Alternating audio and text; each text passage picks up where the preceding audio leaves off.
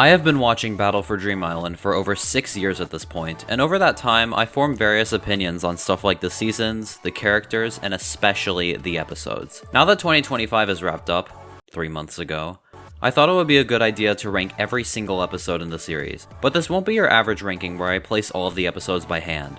Instead, I'll be using a math-based system with 3 different points of criteria that are each weighted based on which I think is most important. First of all, how well an episode is written will make up 60% of the total score. The writing really is the backbone of the episode, because if you don't have any writing, you basically have no episode. And if you don't have any good writing, the people watching will either be completely infuriated or bored out of their mind, and this leaves a big impact on how they'll view the episode. The second most important factor is the animation. This will contribute 30% to the total score, as your episode should also look good along with being well written. Finally, the sound design is being considered, as the music and sound effects should fit a scene, and voice lines should sound clean. This is only weighted 10% as I find writing and animation to be of more importance, but all 3 of these factors are important so that your brain, eyes, and ears are all happy. In the event of a tie, writing will be the tiebreaker, and if the writing and total scores are both tied, then the animation will break the tie. If 2 or more entries have a perfect tie, I'll just break it manually. As for what will be ranked, I will be ranking all 103 canonical episodes of Battle for Dream Island. I will only be ranking episodes that came out before 2026, so that means no BFDIE, Teapot 21, or BFDIA 24. Oh yeah, Teapot 22 came out while I was editing the video. If this video does well, I'll make a video ranking every 2026 episode at the end of the year. I also won't be ranking BFDIA 5B, BFDI is Back, or Paper Towel, since those aren't episodes and are rather canonical shorts, or an entire video game. This leaves us with 103 episodes to rank, which still gives us a pretty strange class of episodes to rank together. Before we get into the ranking, I want to shout out Awoken's Mario Kart 8 Deluxe track ranking video, Technical's Geometry Dash Extreme Demon ranking series, and Multiverse's GD Extreme Demon ranking video, since I took a lot of inspiration from these for the format of my video. I also want to say that if I say something is better or worse than another thing, I do not mean that objectively. This is all my opinion, and it doesn't have to perfectly match up with another's opinion. Finally, if you haven't watched BFDI before, I strongly recommend going and watching it, not just because this video will contain a lot of spoilers and the video will make 0 sense if you haven't seen it before, but I think you should form your own opinion on the show and its episodes. Okay, this intro has been going on for way too long, and this is going to be a long ranking. So with all that out of the way, let's begin. I don't think there's an episode in the series that I would consider downright awful. I feel like every episode has something good to bring to the table and isn't completely horrible the entire way through. Except for 2. 2 episodes that I believe are the only ones worthy of the tier of F-. 2 episodes that I have found almost no good aspects about and would probably be fine with never watching again. But what's the worst of the pair? My least favorite episode of Battle for Dream Island is Take the Tower. It is actually impressive how badly written this travesty is. This might just be the most boring episode in the entire series, as are many other episodes from early post-split. But at least those episodes, despite how bad their writing is, have something of value. Take the Tower doesn't. It has next to no good action, no dramatic moments, and absolutely no humor. Other than that, the challenge has an okay concept, but its concept isn't executed well at all, and it ends up being incredibly boring and monotonous. But that's enough about the writing. Is the animation any good? No. It's not the worst in the series, but it's pretty close. I get it was a side effect of Michael and Carrie hiring more people to animate scenes, but most of the scenes are inconsistent not only in terms of quality, but also their overall style. This is a bigger problem in another episode, so I'll go into more detail when we get to it. On top of this, some of the music either doesn't fit very well or just doesn't sound good, and some of the voice lines sound really muddy and inconsistent compared to everything else. All of these aspects combine to form my least favorite episode in the show, and by a pretty large margin at that. The writing is bottom of the barrel, the animation is not good, and the sound design is pretty bad. As I said before, I would probably be okay with just skipping this episode every time I rewatch the entire series. I think that's all I need to say about this absolute disaster. My least favorite episode of all time in terms of animation. When I talked about Take the Tower and mentioned that one other episode had worse animation than it, this is what I was referring to. The difference in quality between the Escape from 4 and this is actually laughable. Going from the greatness of late pre-split to this garbage was incredibly jarring and one of the biggest reasons why this season was so hard to rewatch at points. As I mentioned earlier, Michael and Carrie started hiring people to animate scenes for them, so episodes would take a shorter time to come out. This was the first episode where they did this, and it shows. The biggest biggest problem with the animation is that the scenes are very incohesive in both quality and style. There are some scenes that resemble the animation of pre-split to some degree, but there are other scenes that are animated in a different style, and it doesn't even look like every scene belongs in the same episode. Also, there are some scenes that are ugly and don't match the quality of the other scenes at all. As for the writing, my goodness, this was a downgrade from pre-split. Some plot points are incredibly stupid, like the loser saliva thing and Flower having more petals than she usually does, and a lot of the episode's writing is fairly boring. I will give it this though, there is one good joke with Gelatin and Leafy that I actually kind of like, but that is it. Leafster, how are we gonna get X? By using our imagination! Okay, bye. I also think the cast of contestants they picked for post-split have some problems of its own, as there's a big collection of fan favorites and characters that got barely any screen time in pre-split, and putting them up for elimination against the fan favorites made some of the eliminations pretty unfair. Lastly, this might just be me, but why is the intro music so off sync with the intro?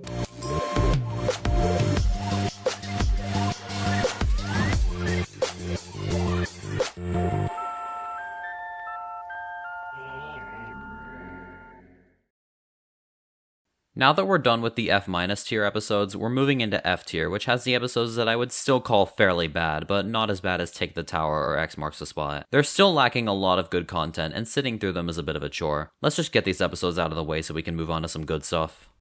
The lowest ranked episode in Season 1. I have never seen an episode that has been almost completely devoid of anything interesting. That might be because of the really short length, but I digress. The only thing saving this from ranking in F- tier is the animation and sound design honestly being not that bad, but still below average. The writing, on the other hand, is just bad. The challenge seems like a good concept on paper, but it has horrible execution and is over in literally less than a minute. Normally, this wouldn't be a problem, but for other episodes with short challenges, they usually aren't the main focus of the episode. But Puzzling Mysteries has barely any other content outside of the challenge, and it honestly feels rushed. If it wasn't for the entire episode having one good joke, this would be a completely worthless experience that you should watch only once and never again. Watching this episode is like watching paint dry for 10 minutes straight. First of all, the animation, while being better than what came before, is still really subpar and inconsistent in quality. But the biggest problem with this episode is the writing. It is awful. The challenge is probably my least favorite in the entirety of Post-Split and maybe the entire series. The concept is not very good, and not even that is executed well. It feels like no progress is being made at any point in time, and what progress is made is very quickly undone. Another big problem is that the episode just ends out of nowhere. It feels like when the episode is starting to pick up in quality, it just randomly ends with the aloe vera problem resolved, but the X burning problem entirely unresolved. It just feels like the episode could have gone on for longer with things actually being fixed, but that just doesn't happen, and it makes the ending feel super random. Also, a quick side note, but this episode has the single worst intro transition in the entire series. Why and how does this pose equal this pose? To be perfectly honest with you, I think the animation in Take the Plunge Part 2 is slightly better than the first part. It has the issue that Part 1 has, where the asset sizing for some parts look really weird and some parts look really ugly because of it. The writing is certainly not better than 1A, but not that much worse, and has some good elements like this one joke with Snowball and Golf Ball that I still find funny even after so many years. Furthermore, the challenge is pretty cool and unique, and I want to see more object shows do challenges like this. While these things are good, there is some pretty bad stuff in the writing, like that random scene where Leafy, Ice Cube, and Coiny's boat is flying over this thing, and I never found that funny. It just felt like it was being random for the sake of being funny. There's also a lot of lines that feel unnecessary and could have been cut out to save time, and it wouldn't affect the episode very much. The sound design is really bad, and it's mostly because some of the voice lines sound like garbage, and the fact that most of the challenge has no music at all. The worst of the Insectophobe's Nightmare tetralogy, and for very good reason. This episode is 12 minutes long, but almost half of that time is pure filler. This is one of the rare cases where I wish an episode was shorter, because do you really need 12 minutes for an episode where the only important plot point is the cake at stake? The whole scene with the ads just feels like it's dragging the episode out, and even one of the ads is sick of it. The bug chase scene is kind of cool and actually kept me interested for a bit, but it turns out that it was all for nothing since everyone faked their deaths. Like, come on, there had to have been a better way to execute that. But the worst offender of something that drags out the episode is this 3-minute long montage of every elimination. You could cut this out of the episode and it would be the exact same product. I know I've been talking about it like it's the worst video ever posted to YouTube, but the sound design and visuals are saving it from being much lower, and that scene with Flower and her mirror is pretty funny. The very first episode in the series, and I already know that me ranking it this low may result in some backlash. Look, I know it's kind of unfair to put it down here given how young Carrie and Michael were when they created it and how important it is to the show as well as the OSC as a whole. But that doesn't save the fact that this is a pretty rough start to an otherwise great series. The beginning is honestly really boring and all over the place, and it feels like it's awkwardly cutting from one plot element to the next with nothing that really ties them together. The challenge is fine, but it feels like the first half goes by too quickly and then the second half takes too long to finish. The animation on top of that is also not very good and just looks off in some spots. There's a lot of cases where the assets are just poorly sized or don't look right, but since this is the first episode, that's kind of a given. Probably my least favorite challenge in season 1. The concept is okay, I guess, but the way it's resolved is horrible. After both of the bridges are destroyed, they use the necktie ripping contest recycled from Sweet Tooth, which basically makes the entire bridge challenge completely irrelevant. This would be a lot lower if it wasn't for the beginning, which I actually like a decent amount. It seems like an absolutely absurd concept, but it's executed fairly well and it's pretty funny. Additionally, the cake at stake has some nice music to make it more suspenseful than it would be otherwise. That one joke Penn tells is also pretty funny even to this day. Other than that, I really don't have a lot to say about bridge crossing.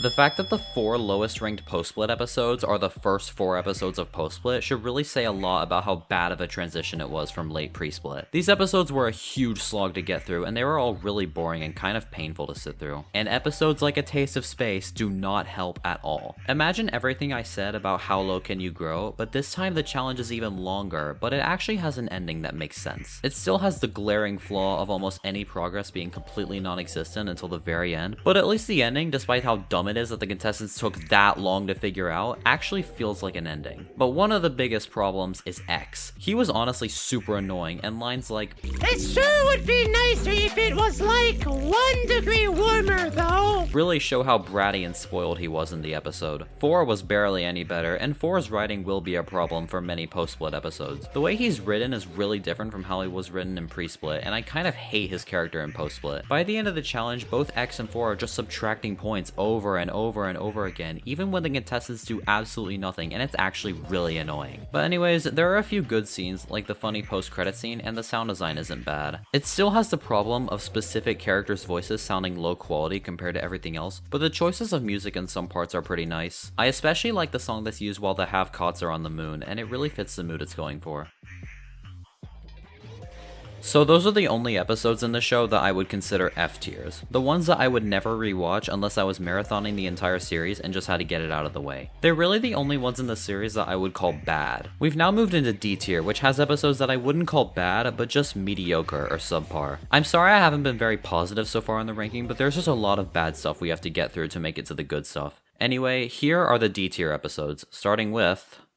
I used to like this episode a decent amount until I found some real garbage in it, like the contestants going back to Earth after being in space for only 1 episode. So much more could have been done with the location, but that never happens. The challenge is only 30 seconds long, which would be a problem, but the challenge never felt like the main plot point of the episode. To me, the glistening focused more on the rejoin and the contestant elimination. Also, we need to talk about this elimination. I seriously think that this is the worst written scene in the entirety of season 1. Everything goes fine until Snowball says that eliminating Ice Cube would cool down the tiny loser chamber, and then everyone else eliminates her because of this. This is then followed by a long sequence of recommended characters voting her out. I never really liked Ice Cube, but even I agree that this way of eliminating her was awful and extremely unfair. The animation is just average again, and the sound design is okay except for there not being much music. The rejoin has some good jokes and is a pretty good part of the episode, but it's just fine other than that. This is gonna be quite the hot take, but I think the puppet scene at the beginning goes on for too long and isn't funny to me. Other than that, the rest of Bowling Now with Explosions is just your average points era BFDI episode, but not as good as the others. The challenge is okay, but the point subtraction part is kind of unnecessary since everyone gets their points subtracted and then everyone is up for elimination except for Fiery since he did the best in the challenge. If the elimination isn't based on the people with the lowest points, then why was the point subtraction needed? Other than that, I really don't have a lot to say about this one because it's so forgettable. I guess the elimination is cool, but that's all.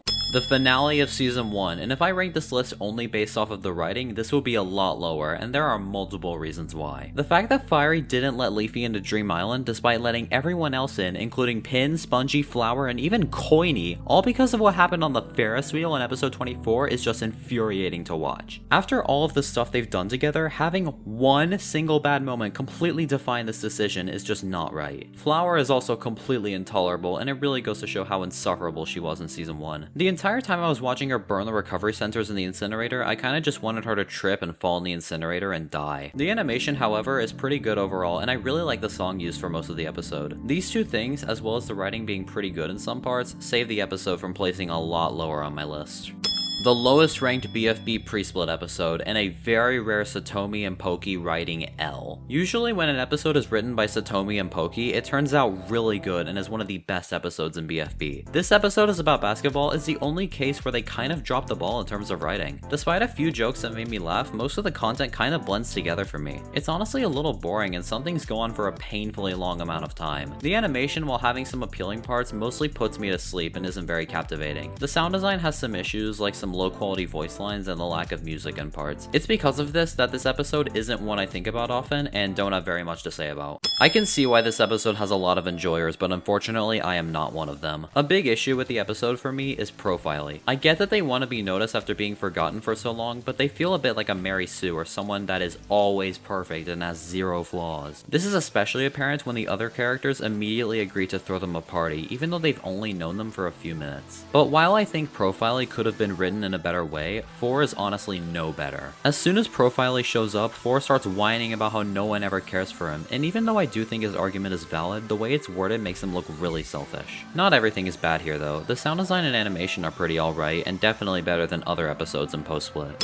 The lowest ranked episode of BFDIA, the lowest ranked episode with a 5 out of 10 writing score, and one of the most boring episodes in the entire series. A lot of it is just your average BFDIA episode with almost nothing that makes it stand out. I guess the challenge is okay, but before you know it, it's over. Although it doesn't feel like the challenge is the main focus since we spend most of that time with Free Smart, and even though I do like this scene, it's pretty much the only scene that I like. The animation is fine, but just nothing special at all and brings nothing new to the table. But the single biggest problem with Insectophobe's Nightmare 3, which you've probably noticed if you're looking at the score, is that this has the worst sound design of any episode in the whole show. The reason I say this is because the entire episode has no music, and the only pieces of audio you hear are the voice lines, sound effects, and that's it. The lack of music also allows you to hear the imperfections in the voice lines. It's because of this that this is a drag to sit through, and it really sticks out like a sore thumb compared to the other episodes in this great season.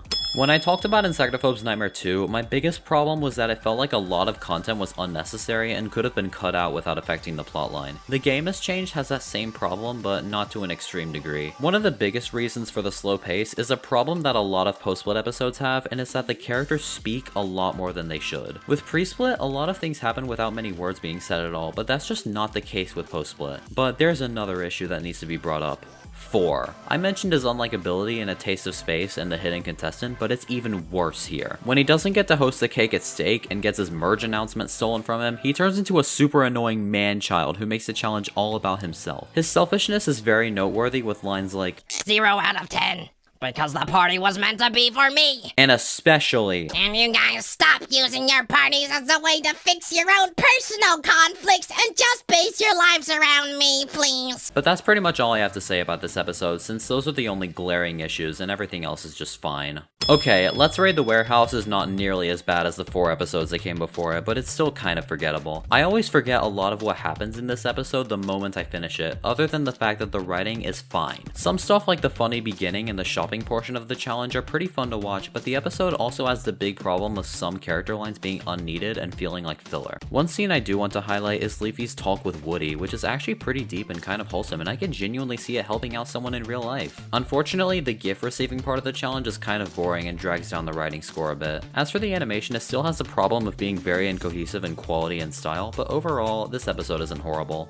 The shortest episode in the entire show, but to be perfectly honest, it doesn't feel like it's over too soon like Puzzling Mysteries. Lofty feels like it uses the short length to its advantage, and doesn't have anything that drags the runtime out too much, besides the beginning. One minor problem I do have with it though is the animation around the middle of the challenge, which suddenly goes from progressive to interlaced, and I've never been a fan of interlaced animation, and a lot of things look a bit weird. I do like the challenge itself, however. It's a good concept that's done pretty nicely, and I like all of the antics the characters get up to during it. Other than that, and some okay sound design, this episode is just average. The animation in Are You Smarter Than a Snowball, while still not that good, good is definitely a step in the right direction. The sound design would be higher if it didn't feel the need to have some voice lines panned to one earbud only, which is a pretty novel concept, but it just sounds weird at the end of the day. This is very noticeable in the elimination, and besides the sound design, it's a bit boring. The episode doesn't really get going until the challenge. The concept is executed well, everything that happens is pretty fun to watch, and the music fits the frantic nature of it to a degree. While there are some good elements, there are a lot of jokes that go on for too long, like Pencil's doodle, which I unfortunately never found humorous. To me, it felt like filler in an episode that really didn't need to be any longer.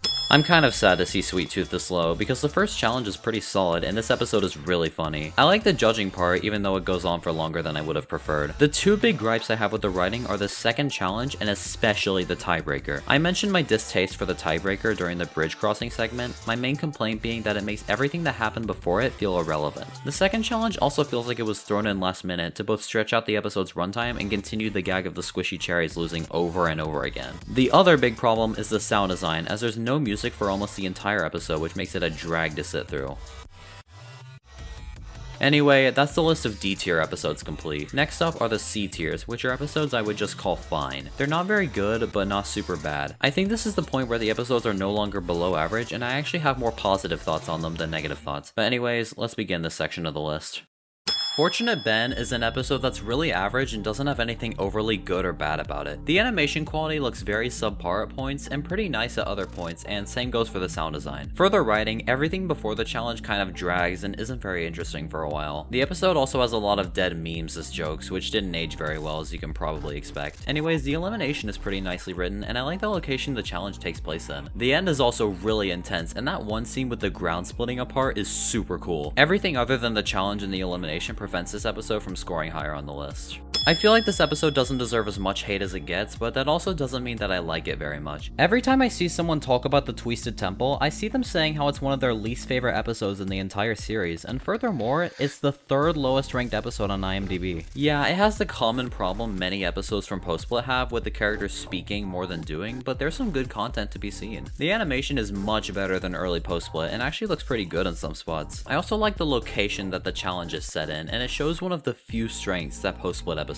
have: world building. Many episodes involve exploring a new location, which expands the world that the season is set in. The Twisted Temple does the same thing, and it makes it more interesting to watch than the other episodes from Post-Split. That being said, I do think there are some hindrances in the writing, like the fact that it's a bit forgettable, and some scenes having filler crammed into them. Fun fact, this is actually the highest ranked episode with a writing score below a 5, so there's that.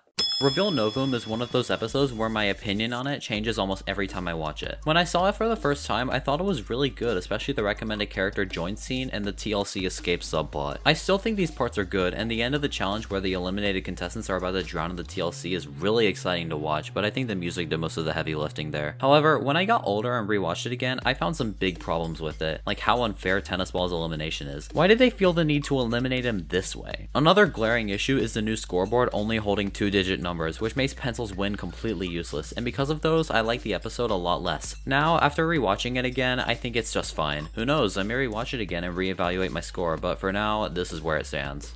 Despite barriers and pitfalls ranking pretty low, it has one of my favorite challenges in Season 1. I've always had a liking for obstacle course style challenges like this one, and this is no different. A lot of parts are really interesting to watch in their own way, and it keeps you entertained most of the time. Furthermore, the music pairs with it to make it exciting to watch. Unfortunately, some parts hinder the writing, like the end of the challenge being a bit dull. Get it? And that one kind of garbage gag from Take the Plunge Part 2 coming back. I do like the music used during the episode, and it has pretty decent animation all throughout. The first ever Cake at Stake is done pretty well, and it's a good way to introduce this aspect of the game. This is definitely an improvement from the first episode, but it's still just an okay episode.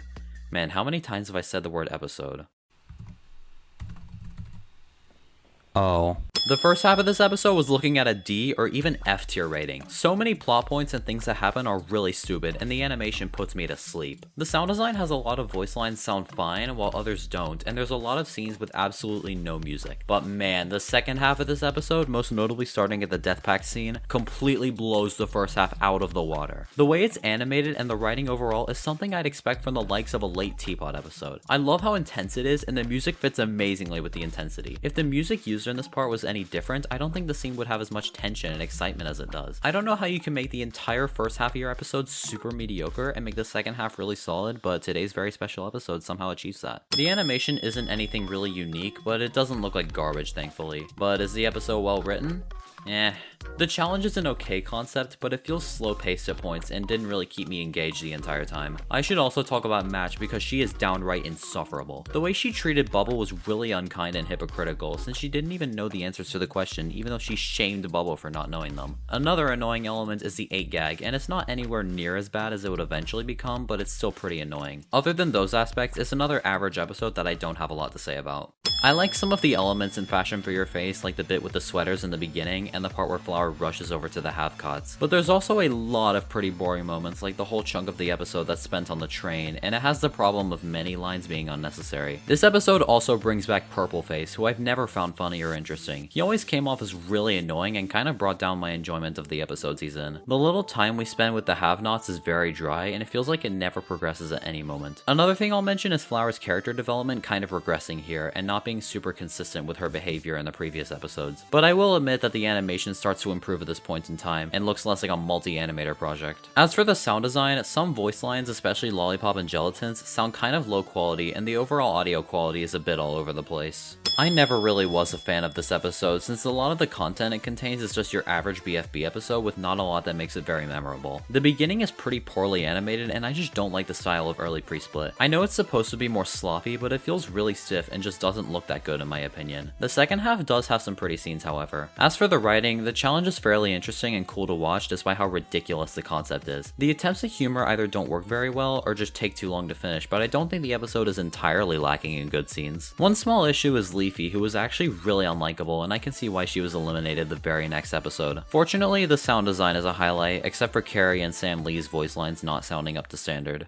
Finally, a post-split episode with a really good challenge. When I talked about the Twisted Temple, I mentioned the world building and how it was a strength of post-split episodes. Uprooting Everything has more world building, and it makes the challenge very interesting and fun to watch. Unfortunately, some stuff brings down the enjoyment. The plot with Gelatin, Leafy, and Purple Face is pretty stupid, especially how Purple Face completely lied about the key to unlock the door being under the box the whole time. The plot with Flower and Teardrop is pretty fun though, and the rest of the parts are fun to watch and pretty humorous. I like the song used for the later portion of the challenge, and it works well with the energy. The sound design and visuals have also been stepped up quite a lot compared to the first few episodes of Post-Split. Talk about an all over the place episode quality wise. Crybaby is one of those episodes with some pretty good scenes, but also has some bad stuff in it. The two big scenes that bring down the writing score are 1, the incredibly boring beginning, and 2, the pretty unfair elimination. I know Teardrop didn't do a lot during the season, but Snowball wasn't much better either. Also, Pencil votes by herself instead of with her alliance, which is just super strange to me. I needed to get that off my chest since the rest of the episode is actually good. All the challenges are unique and interesting to watch, and the crying contest and handstand contest in particular are very well animated. Michael's animation style has always been very appealing to me, and it's kind of crazy that he was only 13 years old when he made this. The sound design has some issues, especially in the skiing challenge, but this is a fine episode at the end of the day. I know I'm starting to sound like a broken record, but the challenge and cycle of life is fun and unique. This is one of the BFDI challenges that I'd want to do in real life. The music used during it also elevates it a good amount. The animation, while not being that good compared to the newer episodes, is pretty well done here, especially near the end. The wheel picking is a bit monotonous and goes on for a bit too long in my opinion, and the lack of music is probably part of the reason why it feels like that. Other than that, it's another above average season 1 episode. Finally, the Ice Cube death cycle, while being longer than I would have liked, looks super cool and has some awesome music, even if all you're seeing is this for 2 minutes. Another improvement for season 1. I mentioned how I like obstacle course-esque challenges earlier, and this is another example of that. Big marathon challenges like the one used in Power of 3 are really fun to watch, and I like that it's split into multiple phases. The animation has been improved, even if it gets a little worse as it goes on. The sound design has the same problem with lots of episodes from this time, where certain voice lines are only played through one earbud, but a lot of the music used during the challenge fits well. If it weren't for the dull beginning, this would be one of my favorite episodes in season 1. I remember watching this at the Shattered screening before the episode premiered, and it was a pretty fun time, but the entire experience was fun, so that doesn't really say much. How good is the episode itself? Well, this is actually the lowest ranked episode with a 6 out of 10 writing score. The beginning is pretty funny and doesn't feel boring, and I guess the elimination is okay. We also need to talk about the challenge, because this is my favorite challenge in all of season 1. When I talked about the Power of 3, I mentioned that I like big, long marathon style challenges, and this is a great one. I do feel like the middle of it goes by too fast and we spend too much time at the last section. Also, the whole Leafy/Bubble argument is a bit painful to watch, and every friendship Leafy had kind of went like this one did. Despite that, I can definitely finally see why so many people have this ranked as their favorite in Season 1. Quite possibly the single most underrated episode in Season 1, but that doesn't mean it's all that good. I never found the challenge boring, and I was always interested in what was going on. The only exception to this is that one part with David, which was entirely unnecessary, and Pencil's elimination being kind of undeserved, but that's Reveal Novum's fault, not this episode's. Also, there's some pretty good humor sprinkled in, and the ending is animated super well. Like Reveal Novum, I may rewatch Rescission at some point and change my score, but for now, this is certainly a highlight of Season 1.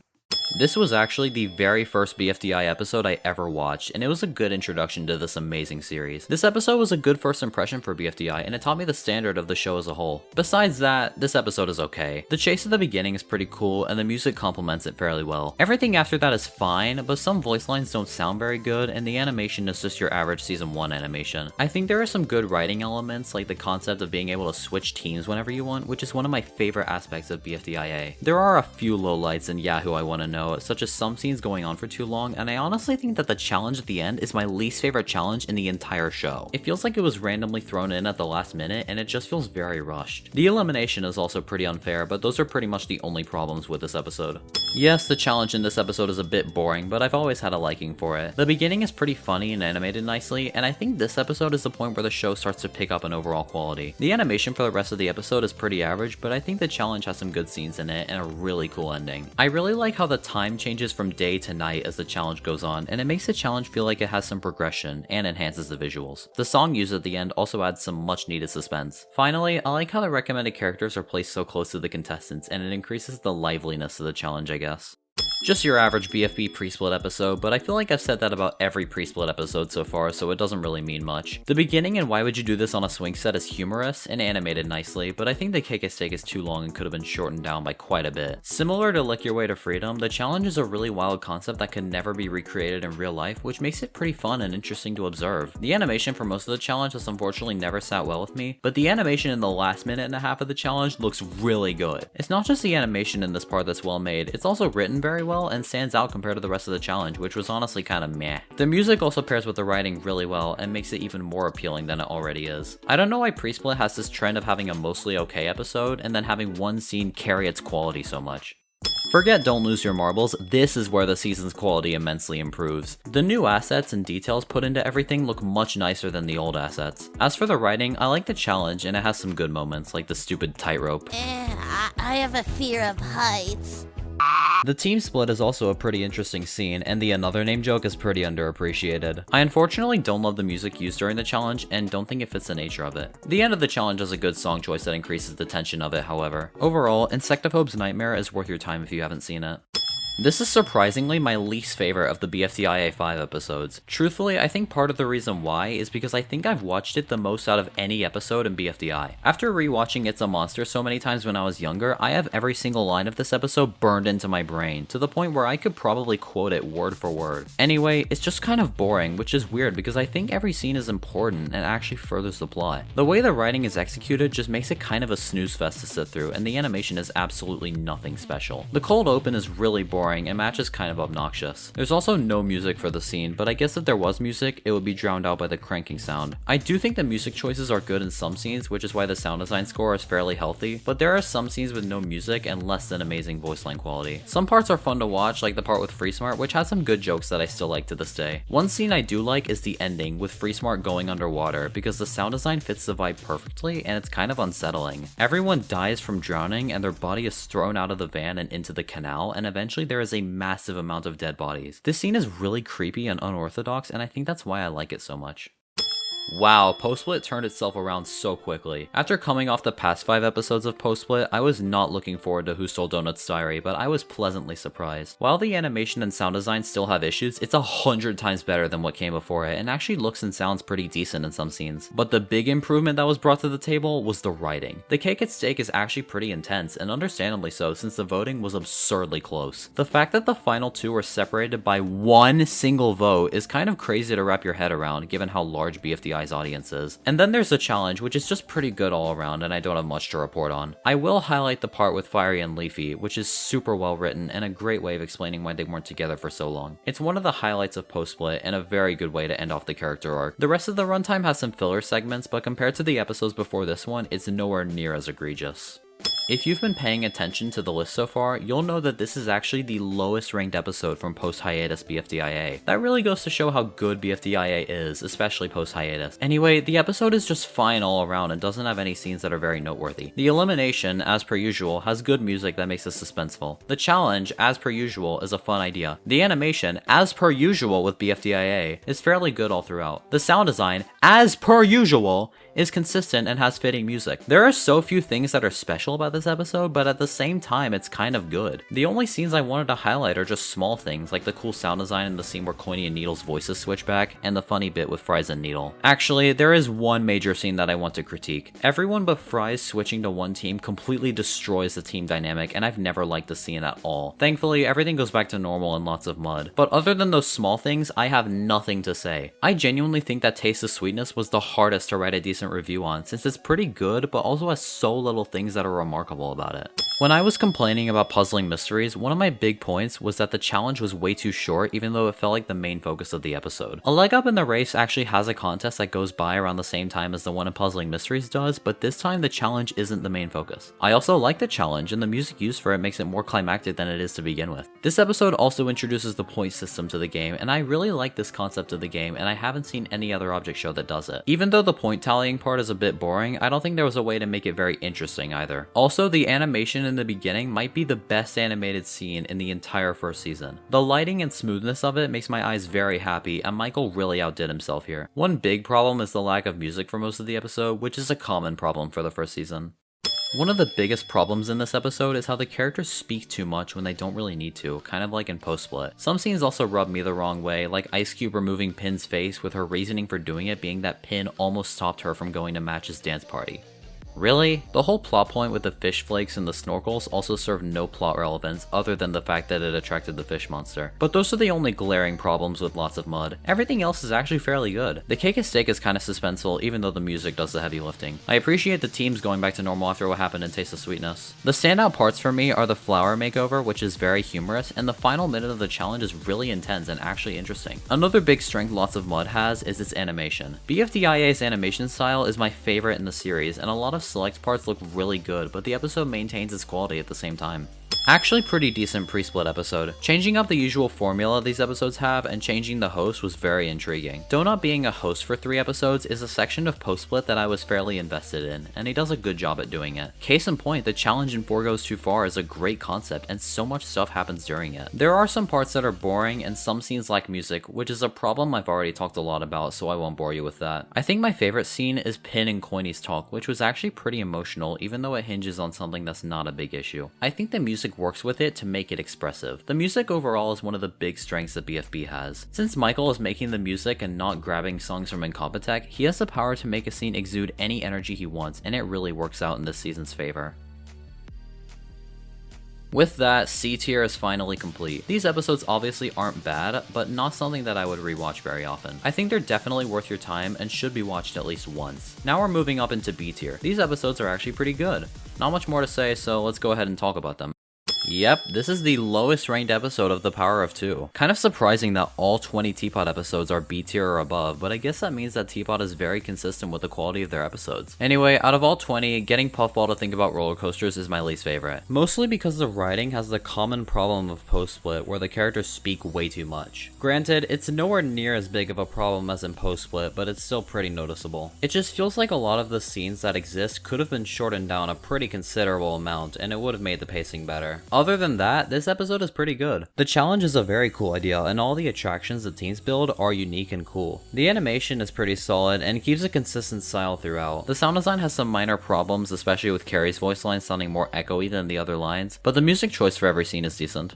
During my big rewatch of the show, I was kind of dreading rewatching Enter the Exit since I remember it being really boring, but I was surprised to see an actually pretty good pre-split episode with some good content. The episode overall is pretty funny, with me still laughing at a lot of the jokes. Marker, I'm not too sure about this, but I think maybe there's just a chance that you're an idiot. The big thing this episode does is repair everything that happened in BFB 6 through 9. The way it's done is decent, but I don't have much to say about it. I do think that some parts are boring, but there are enough good scenes to balance out the bad ones. Another thing the episode is known for is the introduction of the exit. This is by far my favorite elimination place in the series, and it's an incredibly interesting place with a whole world of potential. Said potential does eventually get explored in later episodes, and it's no surprise that we haven't gotten to those episodes yet. I also love the song that's used in the exit, as it feels really expansive and mysterious, much like the exit itself. Much like Enter the Exit, I never thought of this episode fondly, and it was really forgettable for me growing up. Again, I was surprised to find a good episode in all aspects. The animation looks better than the episodes that came before, and I think the sound design is good outside of a few voice lines that don't sound up to standard. As for the writing, the humor is done well, and the cake at stake is okay, but much like other episodes in early pre-split, the liar ball you don't want has two scenes in particular that really stand out compared to the rest of it. The first is the robot flower connection. The animation is super eye-catching, and is genuinely one of the best animated parts of any early pre-split episode. The sound design is done well, especially the music, which really pairs with the atmosphere. The second scene that I want to address is weirdly the post-credit scene. Usually I don't talk about the post-credit scenes since I don't find a lot of them very interesting, but this one is different. Hearing Loser say those things about his team was really wholesome, and every time I watch this part I get a huge smile on my face. The music also complements it really well and makes the scene even more wholesome than it would be otherwise. This is the point in time where Teapot's animation and sound design improves in my opinion. The locations that are explored are really cool and unique to pretty much this episode only. The sound design is also great. I love how each location that the teams go to has its own song and sound effects, and it builds a lot of variety. On top of that, the voice lines all sound very clean and cohesive, which, as you can probably tell, is something I appreciate. However, the writing. This is actually my least favorite Teapot episode in terms of writing, and there are many reasons as to why. The main problem is that the characters speak way too much, and a good amount of lines could have been outright removed without changing the plot very drastically. As a result of this, the episode's pacing is painfully slow, which is not a good recipe for something that's 30 minutes long. Additionally, I don't like how the teams are just completely okay with abandoning their team members, even if they do hurt their team's funny plan. The last thing I'll bring up is the end of the challenge, which has cool sound design and is pretty intense, but when the rest of the episode is kind of subpar, it's the only scene I actually look forward to. This might be surprising, but this is one of my favorite episodes in season 1. I never saw Don't Pierce My Flesh as an episode I liked, but it just manages to be that. Granted, the animation and sound design is carrying it to this level, and if we only factored in writing, this would honestly be a lot lower. Most of this is due to Flower Speaker Box. This is my least favorite character in the entire show, and her rudeness really drags down what could have been a great episode in terms of writing. Other than that, I really like the challenge. It's a fun idea that gets good execution, and the ending where the volcano erupts has some cool visuals. Okay then, this might just be the most controversial episode in BFDI, and I absolutely see why so many people really hate it, but I don't think it's that bad. One thing I really like is the music choice for a lot of scenes, especially in the first half. The music not only sounds great, but also makes for a more fun viewing experience. The animation is very clean in most parts of the episode, and a lot of character movements are clean. As for the writing, it's fine. I do think some specific scenes are paced too slowly, and they could have gone by a lot faster. One minor issue I noticed on my latest rewatch is how when Loser came back from the exit, everyone started liking him again, even though he was hated by everyone in episode 7 onward. This is a strange plot hole that I think the writers genuinely forgot to factor in. Anyway, if there's one aspect of the episode that everyone remembers, it's the split. The split is the main reason as to why this episode is so polarizing among the OSC, and I fully understand why. For those who don't know what the split is, during the episode, 2 appears and takes 40 contestants from BFB and starts a new season with them. 2 season would become the power of 2, and the rest of the contestants would stay with 4, marking the beginning of post-split BFB. Anyway, I don't have any serious problems with how the split was handled, except for Forrest's changing character being very abrupt, and his character in post-split was really annoying because of it. Another small issue is the cast of characters picked for post-split, since mixing fan favorites with characters who have very few fans was not a great decision. Anyway, I see why the split happened, and at the rate that BFB was going production-wise, it was honestly only a matter of time before something like this happened. I'm glad that it did happen though, since because of it, Teapot exists, and so do some of the best episodes in the series. Overall, I totally see why people don't like the Escape from 4, but I don't think it's as bad as people say it is. When the thumbnail for the episode is just this, you know you're in for a good experience, and that's exactly what the reveal brings to the table. Even if the beginning is basic, everything else is solid except for the minus 1000 point penalty that just doesn't sit well with me and kind of ruins the point dynamic. But the challenge, even though it's a basic premise, is really fun to watch and has some very nice Michael animation. There's also some decent humor, and I like the bit with the Ice Cube Recovery Center constantly roasting Leafy. The elimination is done well, and I like all the recommended character auditions. There are some better episodes than this, but this is still a very good season 1 highlight.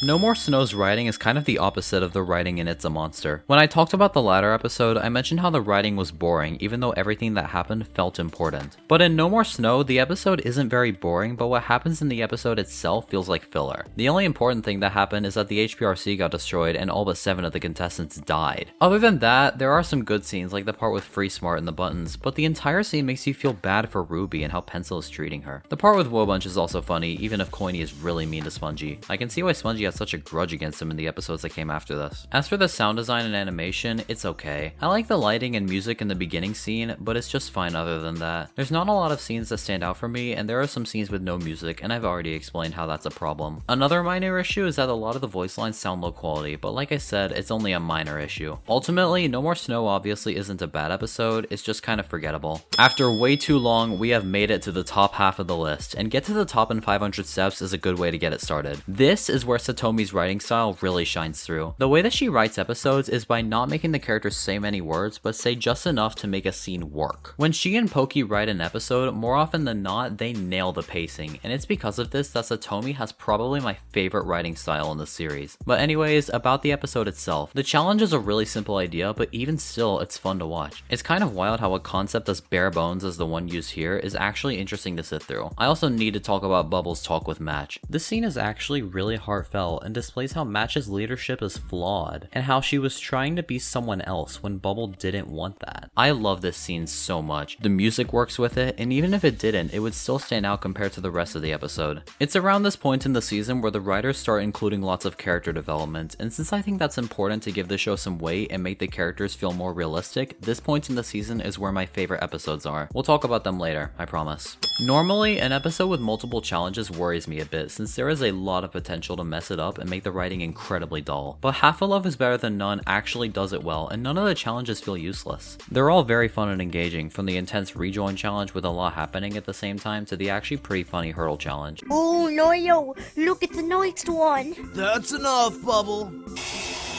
Although you may have a point. I like both the cold open and the post-credit scene despite the lack of music in them. Also, the music used in the elimination is awesome. Enter the Maze is probably one of my favorite Kevin MacLeod songs, and the way it's used here makes the elimination feel all the more suspenseful. If it wasn't for the writing in between the challenges being a bit mid, this would probably be the best episode in season 1. There's a good reason why so many people have Vomit Taco ranked as their favorite episode in season 1. The fact that there's 2 challenges, yet both of them are interesting and not really boring at any point is a perfect example of great concept execution. I really like the concept of having 2 challenges to choose from, each one of them being drastically different, but still fun to watch regardless. The Barf Bag challenge is intense and has music that works well with it, and the Taco challenge is relaxing music to make it feel more laid back. There are some problems like Pencil being super rude to Ice Cube at multiple points throughout the episode, but that's about it. While the animation is just your average animation that you've seen before, and the rest of the sound design is nothing outstanding, this is still a pretty good episode with a concept that's done really well.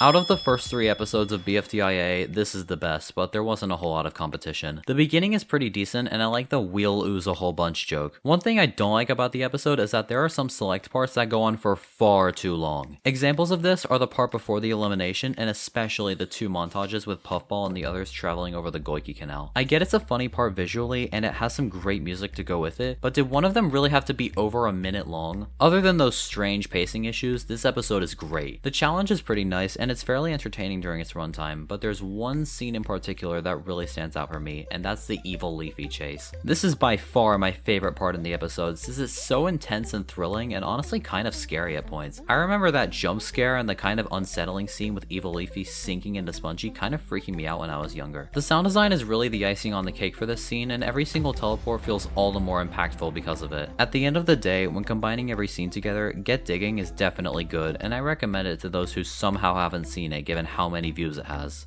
This is my hottest take of the video, and I am well aware of that. I know everyone and their mother hates BFB31 with a passion, but I've honestly never found it to be that bad. While the animation and sound design quality pales in comparison to the other episodes coming out at the time, I still like it a good amount. The idea of going into others' memories to solve a case is a pretty wild one, but it's still fun to watch, if pretty confusing at times. One small thing I'll mention is a pretty bad plot hole, and it has to do with the characters not being able to physically touch the memories in the beginning, but they are able to do so later on. I also don't know why 4 set this up as a challenge, since there were no stakes at all and post-split had been over for years. But despite all of these issues, I actually found this episode very decent. One thing people will mention when they talk about it is how the characters are either nothing like their past selves or just not very likable. Yes, I do think some characters were kind of irritating, but for the inconsistency issue, 4 years is a really long period of time, and I can see that these characters have changed during the time we haven't seen them. But now for the actual content in the episode. All the plot lines are enjoyable, which is surprising considering how many there are. The end where all of the ongoing plot lines converge into one is very intense and fun. The only lowlight for the ending is Profiley, who was really obnoxious, and they were basically the main cause of the conflict. One of the highlights I do have is the end of the episode, with Loser going into 4's memory and seeing how Winner was doing, and how Loser didn't forget about them. When Loser is dragged out of 4's memory and sets out to find Winner, it's such a wholesome scene that's done really well. I should also mention that BFB 31 kind of has the unfortunate circumstance of coming out in between 2 extremely intense lore-heavy episodes, but sometimes I appreciate a change of pace like this that's more laid back compared to the dramatic, intense, lore-filled insanity of the rest of Teapot.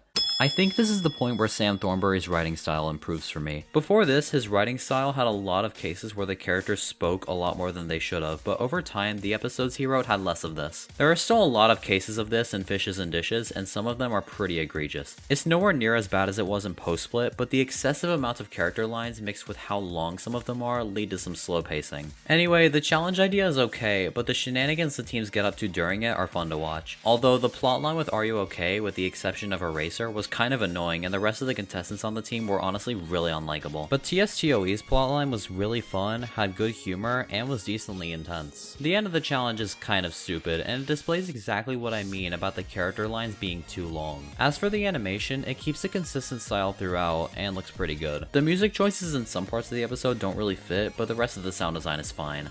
And here we are, the highest ranked episode in Season 1. Gardening Hero has always been one of my favorites, mostly because it takes place in a location that's not Goiki. The space location has a lot done with it, even if there's some missing potential. I kind of wish they did more with the location in the future episodes, but I digress. Also, the piano playing in the background perfectly matches the atmosphere and sounds really good. And then there's the challenge. I like how it's done, and it allows a lot of different things to happen. The end of the challenge also has both good humor and great animation. Hey, where'd it go? We had to sell it because of budget cuts. Weird. Hey, where'd my spaceship go? Same thing. The eliminated contestant auditions at the end are cool, even if they go on for longer than I would have liked. There are a few issues like the horrible episode title, the beginning having no music, and the elimination being kind of boring, but that's the end of the issues with the episode. It's for these reasons that it ranks the highest out of every episode in Season 1, and is still a good episode today. Meaty is one of those episodes that has some good content, but it also has some pretty noticeable flaws. One major problem I have with the beginning is the part where FreeSmart runs all the way from Yoyle City to Goiki in the span of around 10 seconds when it took them 4 whole episodes to cover that distance originally. This kind of nullifies everything that happened in BFDIA 5, and for what? A quick gag? This problem actually persists in the future BFDIA episodes, and it's one of the few critiques I have with the season. The other glaring issue that I have is Yellowface. He was infuriating to watch, and I was honestly really glad to see that he was eliminated in the next episode. I also really don't like how the challenge was resolved, and it makes Wobunch's efforts for nothing. I know everything I've said so far has been negative, but the rest of the episode is actually really good. The elimination is actually very nicely written, but I think the music pairing with it so well is why I like it so much. As for the challenge, it's a decent idea, and some parts are intense and fun. Then there's the animation, and I really like it since it not only looks good, but has pretty consistent quality. The sound design is good, especially in the elimination, but why do Fries, Bommy, and Pins sound so weird? This honestly might just be me, but they just sound off.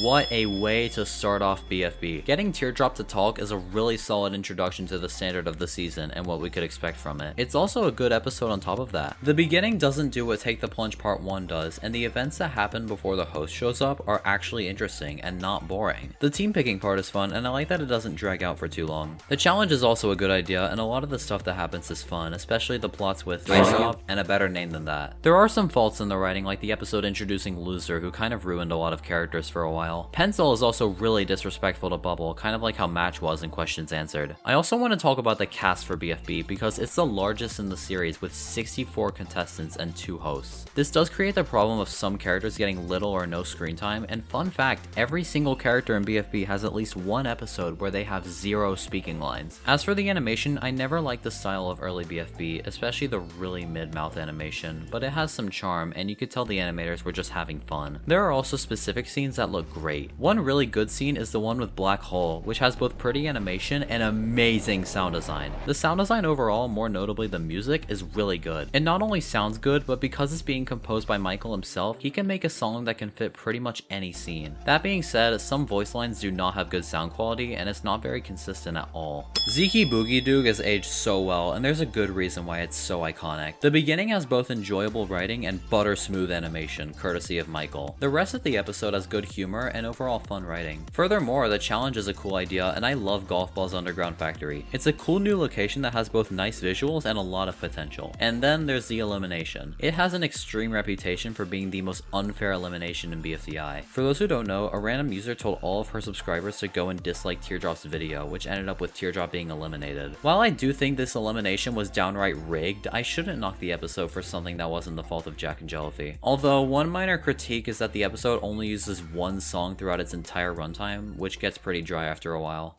I find some music choices in this episode a bit strange in some scenes, but not everything is really out of place. The animation is slightly inconsistent in quality, but not to as extreme a degree as post-split animation. As for the writing, it suffers from some scenes being painfully slow-paced, and like the 3 episodes before this, could have been shortened down by removing unimportant character lines. Aside from that, The Great Goiki and Bake Off has a solid challenge that's not too boring, even though the concept is generic as can be. The one part of the episode I enjoy more than everything else is the Just Not plotline. The song that plays for it is great, it's really funny, and Webs for Evs cooked so hard on the narration. The rest of the episode has some good laughs and fun moments. Also, this episode does well on the one thing that a lot of the other challenges in this format miss, and it's that the judging portion isn't too long, and I really appreciate that. Episodes like BFB Back from Beginning prove that Sam has grown so much as a writer. Going from writing some of the worst episodes in the series to writing actually solid episodes is the definition of a comeback. Spoiler alert, but the top 3 highest ranked post-split episodes are just the last 3 episodes of the season. But about the episode itself, the announcer coming back after so long is really interesting, and it's so nice to see him again. The real highlight of the episode for me, as you can probably expect, is the challenge. It's a long combination of every challenge in BFB, and like the one in Hurtful, it's really exciting to watch. I really like how the eliminated contestants help the competing contestants on their journey to the end. They also don't skip over a lot of the previous challenges, which is the only problem I had with Hurtful's challenge. This is by far my favorite challenge in post-split, and it's one of my favorites in the whole show. I do think some parts could have been done better, and the beginning kind of drags as a result of everything after being really good. The animators have also gotten better at making their scenes actually mesh together cohesively. There are some other high points for the episode,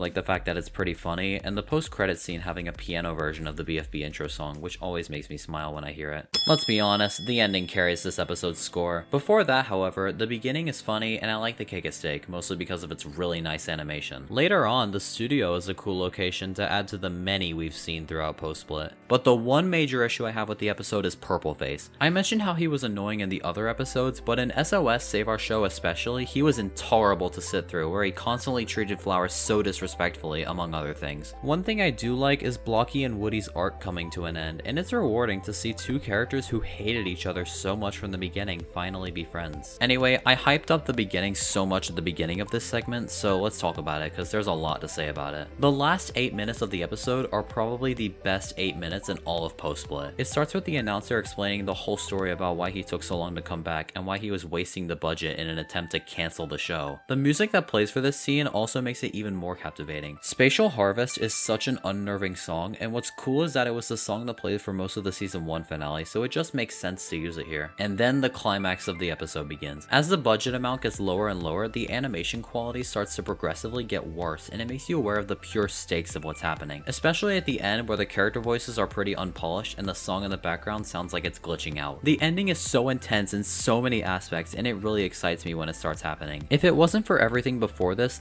would be my favorite episode in post-split, and likely one of my favorites in BFDI. Alright, the first episode with a 7 out of 10 writing score, but it just barely gets a 7 in that regard. Starting off, the Cake at Steak has the problem of some character lines being completely unnecessary, and Yellowface is super obnoxious. Additionally, Purpleface makes an appearance, and I think that this one scene with him is better than all the screen time he got in post-split. Moving on, I really like the idea of the challenge. It takes a basic concept and puts a unique spin on it. It's also pretty well animated, really funny, and overall fairly well written. But there's one infamous thing that this episode is known for: the vomit-inducing underworld scenes. The way these scenes are animated gives me a really uncomfortable vibe and just does not look good to me. Although the text-to-speech voices are really funny and make these scenes actually tolerable to watch. That one montage with all the different cultural references is great, and I like the part where Ruby's compactor rolls down a hill. The last scene with it is very intense, and I really like the impact sound it keeps using. That one shot of the camera zooming out of tennis ball's face and then to golf ball is also a good piece of animation. I can see why a lot of people really like Catch These Hands, as it has a lot of good aspects even if some stuff holds it back from a higher score.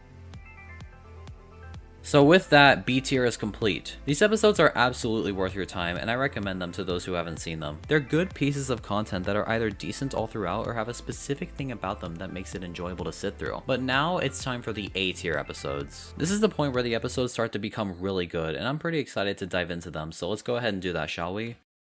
This began the point in Teapot's life where every single episode released was either really good or an absolute masterpiece. Almost every aspect of the 7 Wonders of Goiki is done really well, and there's not really any specific low points I need to talk about. I do think some scenes suffer from the character lines being ubiquitous, but it's not as much of a problem now as it was originally. The episode has a good pace, and a lot of the jokes still land. Adding on, the animation during parts is great, and so is the sound design. As for specifics, Lightning's crash out is visually cool, and honestly, he had a good reason for getting so mad. The challenge is a cool concept, and I like how each team has their own location, like in Gardening Zero. But the one thing that I remember this episode, and actually this whole season 4, is the character development. This whole scene had so many character arcs, and characters that I originally didn't care about, like Grassy, Pillow, and Fanny, turned into some of my personal favorites. The biggest case of this is Fanny. Her character in this episode was amazing and displayed the flaws of her team absolutely perfectly. It was really great to watch, and she went from a character I had no strong feelings about to one of my favorites of all time. The post-credit scene is also great and reveals even more of the exit, which makes it so cool. The sound design is done beautifully in this part.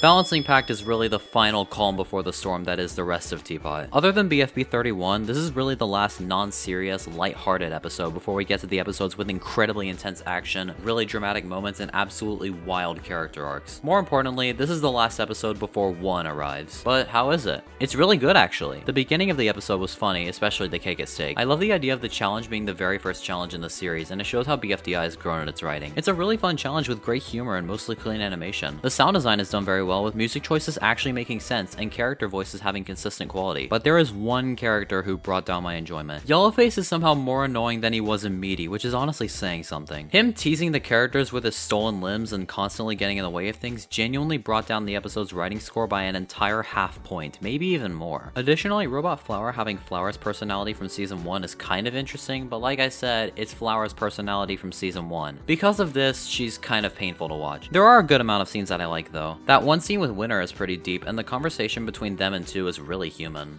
The season finale of season 4, and not surprisingly, the highest ranked episode of post-split. How a season can go from absolutely terrible to actually really solid is pretty crazy to me, but it just proves even more that Sam Thornberry's writing has improved tenfold. This is also my favorite season finale in the show, but the other contender was Return of the Hang Glider, so that doesn't really say a whole lot. The cake at stake is pretty entertaining and funny, and surprisingly calm for how important it is. I don't love how the votes are revealed though. I don't like how the announcer tried to make it seem like the votes were really close, but whatever. I like that Flower still respects Gelatin even after beating him out by so many votes. I should also mention that a lot of people suspect that jacknjellify wanted Flower to win the show and how she got severe plot armor. I don't see it that way though. I see it as major character development and how Flower went from probably the most hateable character in the show to becoming a really good person. Anyway, I don't know how I feel about Purple Face in the episode, but he's much more annoying in other episodes like SOS Save Our Show, so I'll give him a pass this once. A lot of scenes are really interesting and good, more specifically the parts with 4 and the Exiters, and the part where X talks about 4's backstory. There is so much revealed in this episode and a ridiculous amount of content in it that it only makes sense that it's the 3rd longest episode in BFDI, being over 43 minutes in length. The sound design throughout that time is superb and consistently sounds good, minus a few bad voice lines. There are also some super well animated scenes, like the one with the BRB and the whole sequence of 4 covering the sun. Speaking of, Gelatin and 4's conversation is super heartfelt and really wholesome, especially when he plays a series of clips in the season. And then there's the ending. It's such a good way to finish the season off, especially the last minute of the episode before we see Carrie and Michael. Fiery and Leafy sailing off on the ocean is really great, and the song choice could not have been better. Chapter Complete is my favorite song in the OST, and I get a huge smile on my face whenever I hear it. Furthermore, the post-credit scene has beautiful animation and is pretty funny. Overall, this is a great episode, and I hope more people appreciate it with time. A pretty mixed season quality-wise has come to a great end.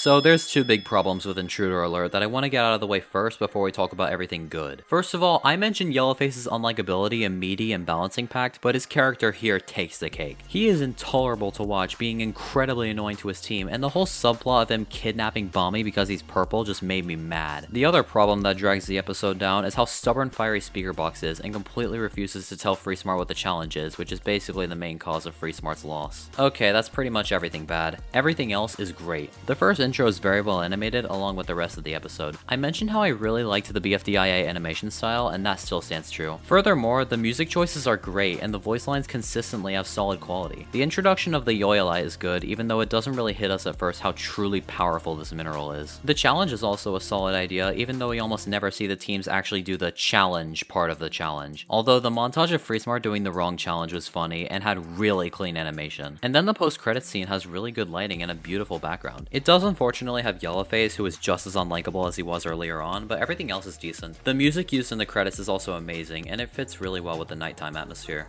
The first, and so far only episode of IDFB. Additionally, the first episode on the list with an 8 out of 10 writing score. There is so much good content in Welcome Back, and it's one of the most unique object show episodes I've ever seen. A lot of the jokes still work really well, and there's no severe pacing issues to be found. The episode never bores me, and I'm always so interested in watching all the characters go about their daily lives, since IDFB isn't a competition-based season. In a world where there are so many object shows that are wholly based on the challenges and eliminations, I'm so glad that this season decided to be different. This way we get to see more character interactions, and the season is overall just more fun. Moreover, having the season be set in Yoyle City is a great way to create world building, which I'm also a fan of. The animation is very stiff at points, but I like how the characters don't just stand still when they're not talking and slightly move back and forth. Carrie's animation style is also incredibly charming, and there's many occurrences of custom assets, which makes the animation look more varied. The music choices are very unique, and at the same time they fit pretty well. The best case of this is the scene inside of the Science Museum. The music used here makes the location a lot more ominous and haunting, and it builds a pretty unnerving atmosphere that I love. The sound design isn't the only thing done well here though. Its writing boosts its atmosphere, and I love how the lighting is slightly darker inside the museum. Moving on, this whole episode has so many opportunities for theories to be formed, and BFDIA has solved a few of them, but has yet to solve the rest. This is overall a super solid premiere for a very promising season. It's a bit unfortunate that the twins were starting college around this time and had to put the season on hiatus. Thankfully, IDFB 2 is pretty much confirmed to be released later this year, and if BFDIA's post-hiatus era was so amazing, hopefully IDFB's post-hiatus era can live up to it.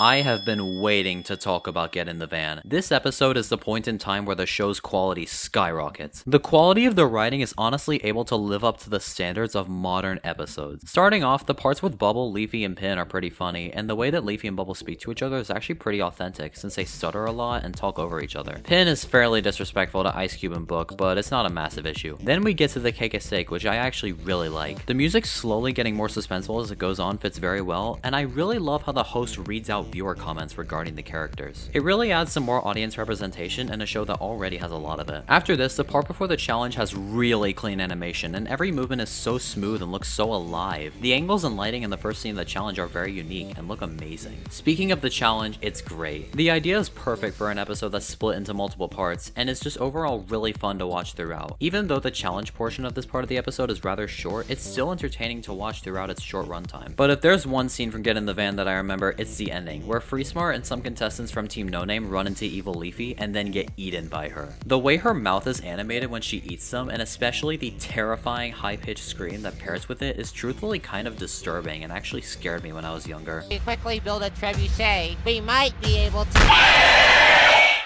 And the fact that this is followed by a minute and a half of complete stillness while really unsettling music plays in the background, it allows you to try and comprehend what just happened. All you're looking at is Evil Leafy standing on the edge of the canyon until the screen slowly starts fading out and the episode ends. It's such an impactful scene that I always look forward to when watching the episode. In conclusion, this is such a good episode with some solid animation and sound design and writing that still holds up today. But it's not the best of the BFDIA 5 episodes. Why is that? Because this episode exists. The Long Lost Yoyle City is not only my favorite of the 4 BFDIA 5 episodes, but also my favorite pre-hiatus BFDIA episode of all time. The cold open is really cool, and the music used makes it really interesting. One minor issue is that a lot of voice lines sound really muddy and crackly, and when there's no music in a scene, it's much easier to identify. But then there's the writing. Oh my goodness, Carrie and Michael outdid themselves. There's so much world building and new locations in this episode, one of the biggest cases being Yoyle City. Yoyle City is a place that I really like, and it it has a massive amount of potential for future episodes. The whole flyover sequence near the start of the episode lasts for a long time, but thankfully it looks really good. Speaking of the visuals, this is going to be kind of nitpicky, but some specific scenes look really low quality, even on 1080p. I don't know if it was a rendering error that caused it, so I don't have a massive problem with it. Fortunately, the animation around the middle of the episode looks so good. Additionally, I like the parkour sections, even though there's no dialogue during it, since the music fits with the energy and the 3D animation is very unique and appealing. Back to the writing, the way the challenge finishes is really fun and interesting, as a challenge should be. The humor is also really good, especially FreeSmart sawing out Pencil and Bubble pretending to be a tree. The last few minutes of the episode are really intense, mostly thanks to the music. I overall really like how BFDIA 5 comes to an end and finishes off with an episode as good as this. Maybe jacknjellify should do another episode split into multiple parts like this, as if they did it again today, it would probably turn out amazingly. What do you think of roleplay marks the true turning point in BFB, and it was a pretty sizable spike in quality we would get before the eventual plummet that was post-split. The animation is an improvement, and actually keeps a fairly consistent style that looks very cohesive. The voice lines, with some minor exceptions, are processed well, and the music fits the energy of most scenes. And then there's the writing. I've mentioned that I really like Satomi's writing style, and she and Carrie work together to give us this really solid episode. The humor is good, the character interactions are realistic, and it has great pacing throughout its runtime. But the best part of the episode for me is the challenge. I absolutely love the idea for it, and said idea is executed so well. The concept lets us see a lot of character interactions, and like I said when talking about Get to the Top in 500 Steps, the character development is very apparent at this point in BFB. There was clearly lots of thought put into each character and how they conversate and act around their teammates. Another reason why I love this challenge so much is because it's not just fun to watch the contestants guess who the fake on their team is, but the viewers can play along and try to figure it out for themselves. The only thing holding this episode back from placing in the top 25 is that a few characters are unlikable. Bubble is kind of mean to her teammates, but at the same time I can see where her attitude is coming from. The two biggest examples of this are Book and Fiery Jr. First of all, Book is insufferable and really unkind to Lollipop, even going as far as to guess her as the fake and calls her out of character. Book also treats the rest of Joro really badly, especially Taco, and the entire episode just made me feel bad for Taco and how Book was acting towards her. Secondly, Fiery Jr. is unnecessarily rude to his team, and I find it really funny that Alex Lion 0511, the recommender for Fiery Jr., voted for him to be eliminated when his team lost. Other than some unlikable characters, this is an episode I am always down to rewatch whenever I feel like it. Episodes like Egg are reasons why I love BFDIA animation. The later portion of BFDIA has my favorite animation style in the series, since there are so many scenes that look amazing, but there's never moments when the quality is below average. If it wasn't for the writing being slightly lacking, this would have placed a lot higher. But I mentioned the writing lacking the quality that the animation has. This absolutely does not mean that it's bad though, it's still really solid. Truthfully, the beginning is pretty much the main reason why it doesn't place all the way in the top 20, because it does bore me with its slow pace, and Pin really gets on my nerves. The Cake at Stake is great though, especially the music and sound effects. Additionally, the new Cake at Stake intro is my favorite in the series, not only because it's a banger, but also because the animation that pairs with it is top notch. One problem I have with the sound design, and this is a problem with many late BFDIA episodes, is that some voice lines sound like they were slightly sped up. This might just be a me thing, but it sounds like the characters speak faster than they used to. Like I've said throughout the video, I'm all for a fast-paced episode, but there are much better ways to make a faster pace, and this is kind of a cheap way of doing it. Anyway, the episode takes a while to get going, but once the challenge starts, the episode becomes really fun to watch. I also want to highlight the music choices for late BFDIA. They don't just use music by Kevin MacLeod, but they also use old songs that Carrie used in his older videos, which perfectly matches with the time that these episodes are supposed to be set in. The humor in Egg is great, and BFDIA has probably my favorite sense of humor in the series. The comedic timing and delivery of the jokes, mixed with how unhinged some of them are, is something that no other season has really been able to replicate. The end of the challenge is my favorite part, as per usual. The music pairs with the energy of all the contestants rushing back to their baskets perfectly. Never forget where you were the day BFDIA 6 came out. So many people in the OSC, myself included, were fully convinced that this episode would never exist. If you don't know what happened, jacknjellify canceled BFDIA after the long-lost Yoyle City was released due to them starting junior year of high school and their AdSense account being disabled. They later moved on to other projects like IDFB and BFDIA would just become an incomplete season. But 10 years after BFDIA 6 was supposed to release, it actually came out. To say people were shocked would be an understatement.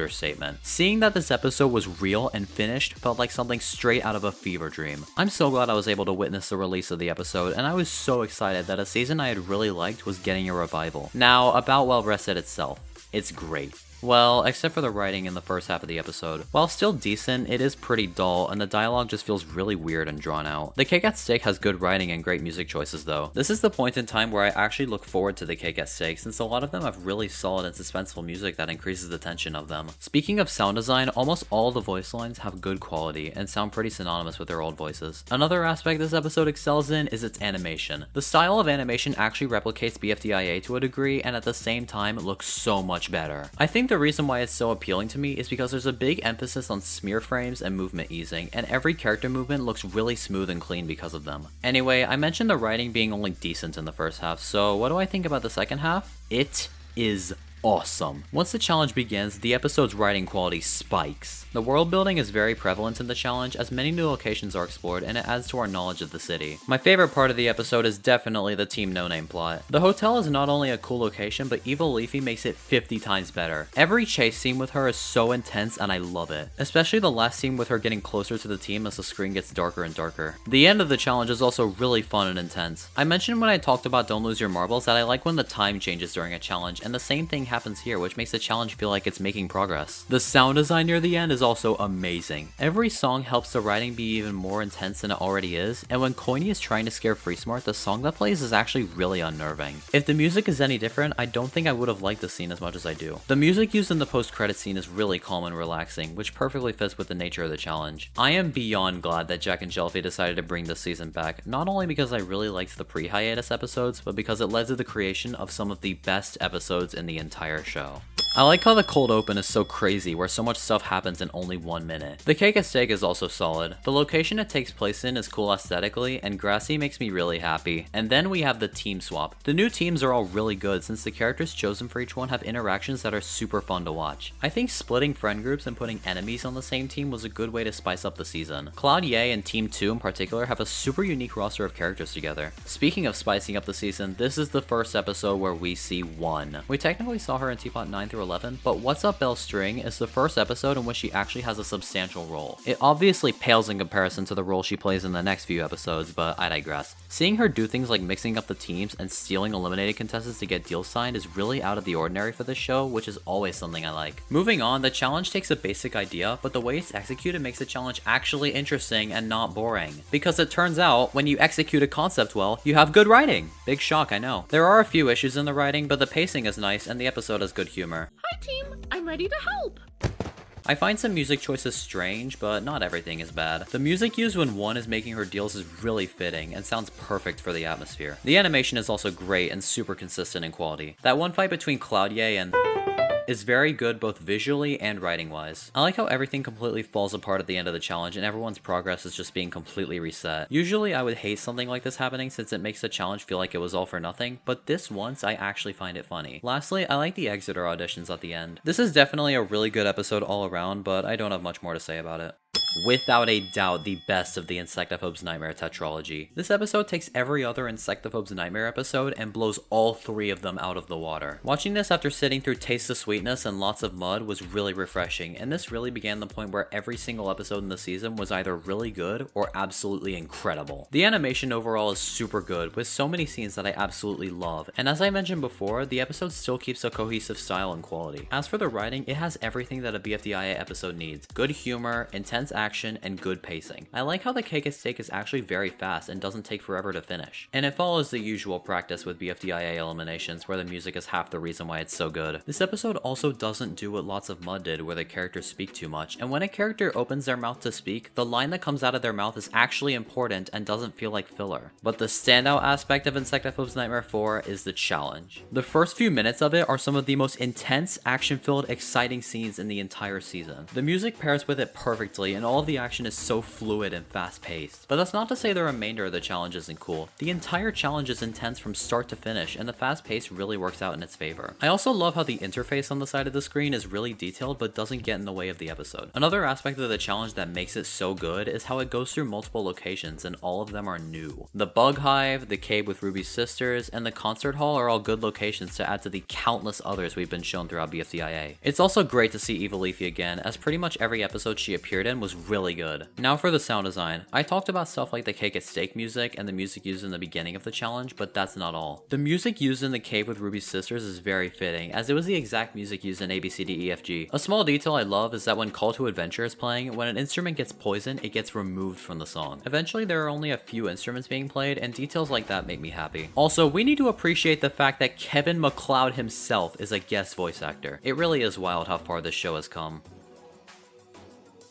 These episodes are all solid and continue to stand out among BFDI's massive catalog of episodes. They are all an absolute must to watch if you haven't already. But now we've made it to the top 25, more notably the S tier episodes. These episodes are all really great and I've been very excited to talk about them. They all have awesome quality throughout, or one specific scene or aspect about them that is amazing and make them so good. With that said, let's begin with number 25. This is where the quality of BFB gets a big increase. The animation style is pretty faithful to the old BFB style, but vastly improved. There are so many smooth character movements that look great, and the mouth animation looks great too. But the animation wasn't the only thing that got better. The writing got better pacing, and especially character development. It starts to feel like the characters actually have lives outside of the competition, and the show just feels more human since we see a lot of character interactions. There are a few blemishes on the writing side of things, but it's not enough to seriously drag down the quality. About said blemishes though. First of all, the 8 gag. When I talked about it in Questions Answered, I said how it was kind of irritating, but not as bad as it would be in the later episodes. This is one of the later episodes. I never ever found this gag funny, and Saw constantly yelling 8 was super obnoxious and was pretty much impossible to ignore even if I tried. There's one other big issue, but it's really only relevant in the beginning. Book is almost as unlikable as she was in What Do You Think of Roleplay, maybe even more so. She's really disrespectful to the rest of Ice Cube, and Ice Cube is completely justified in wanting to literally leave the team for the sole purpose of avoiding Book. Moving past that, the humor is done well with some gags like Fries and Eraser trying to predict when the challenge will start, and Basketball trying to communicate with Golf Ball still getting a chuckle out of me. Additionally, I really like the concept of the challenge, and it was probably a good idea to split the challenge into 2 episodes. But the real highlight for me is Gaty's talk with Book. Gaty addressing how mean Book has been to her team is so great, and Gaty clearly sees that Book's new attitude is very flawed, and that she needs to stop holding such a grudge against her own teammates for small things that they did. And when Gaty tells Book to look up her own definition, seeing it change from a positive description to a negative one is very evident of how Book has been acting in BFB, and it makes me so glad that she admits that what she was doing was wrong. This doesn't get finished off until the next episode, so I'll reiterate this when we get to it. I like Return of the Rocket Ship at the end of the day, and if we're not counting the previous episode, marks the major turning point of BFB.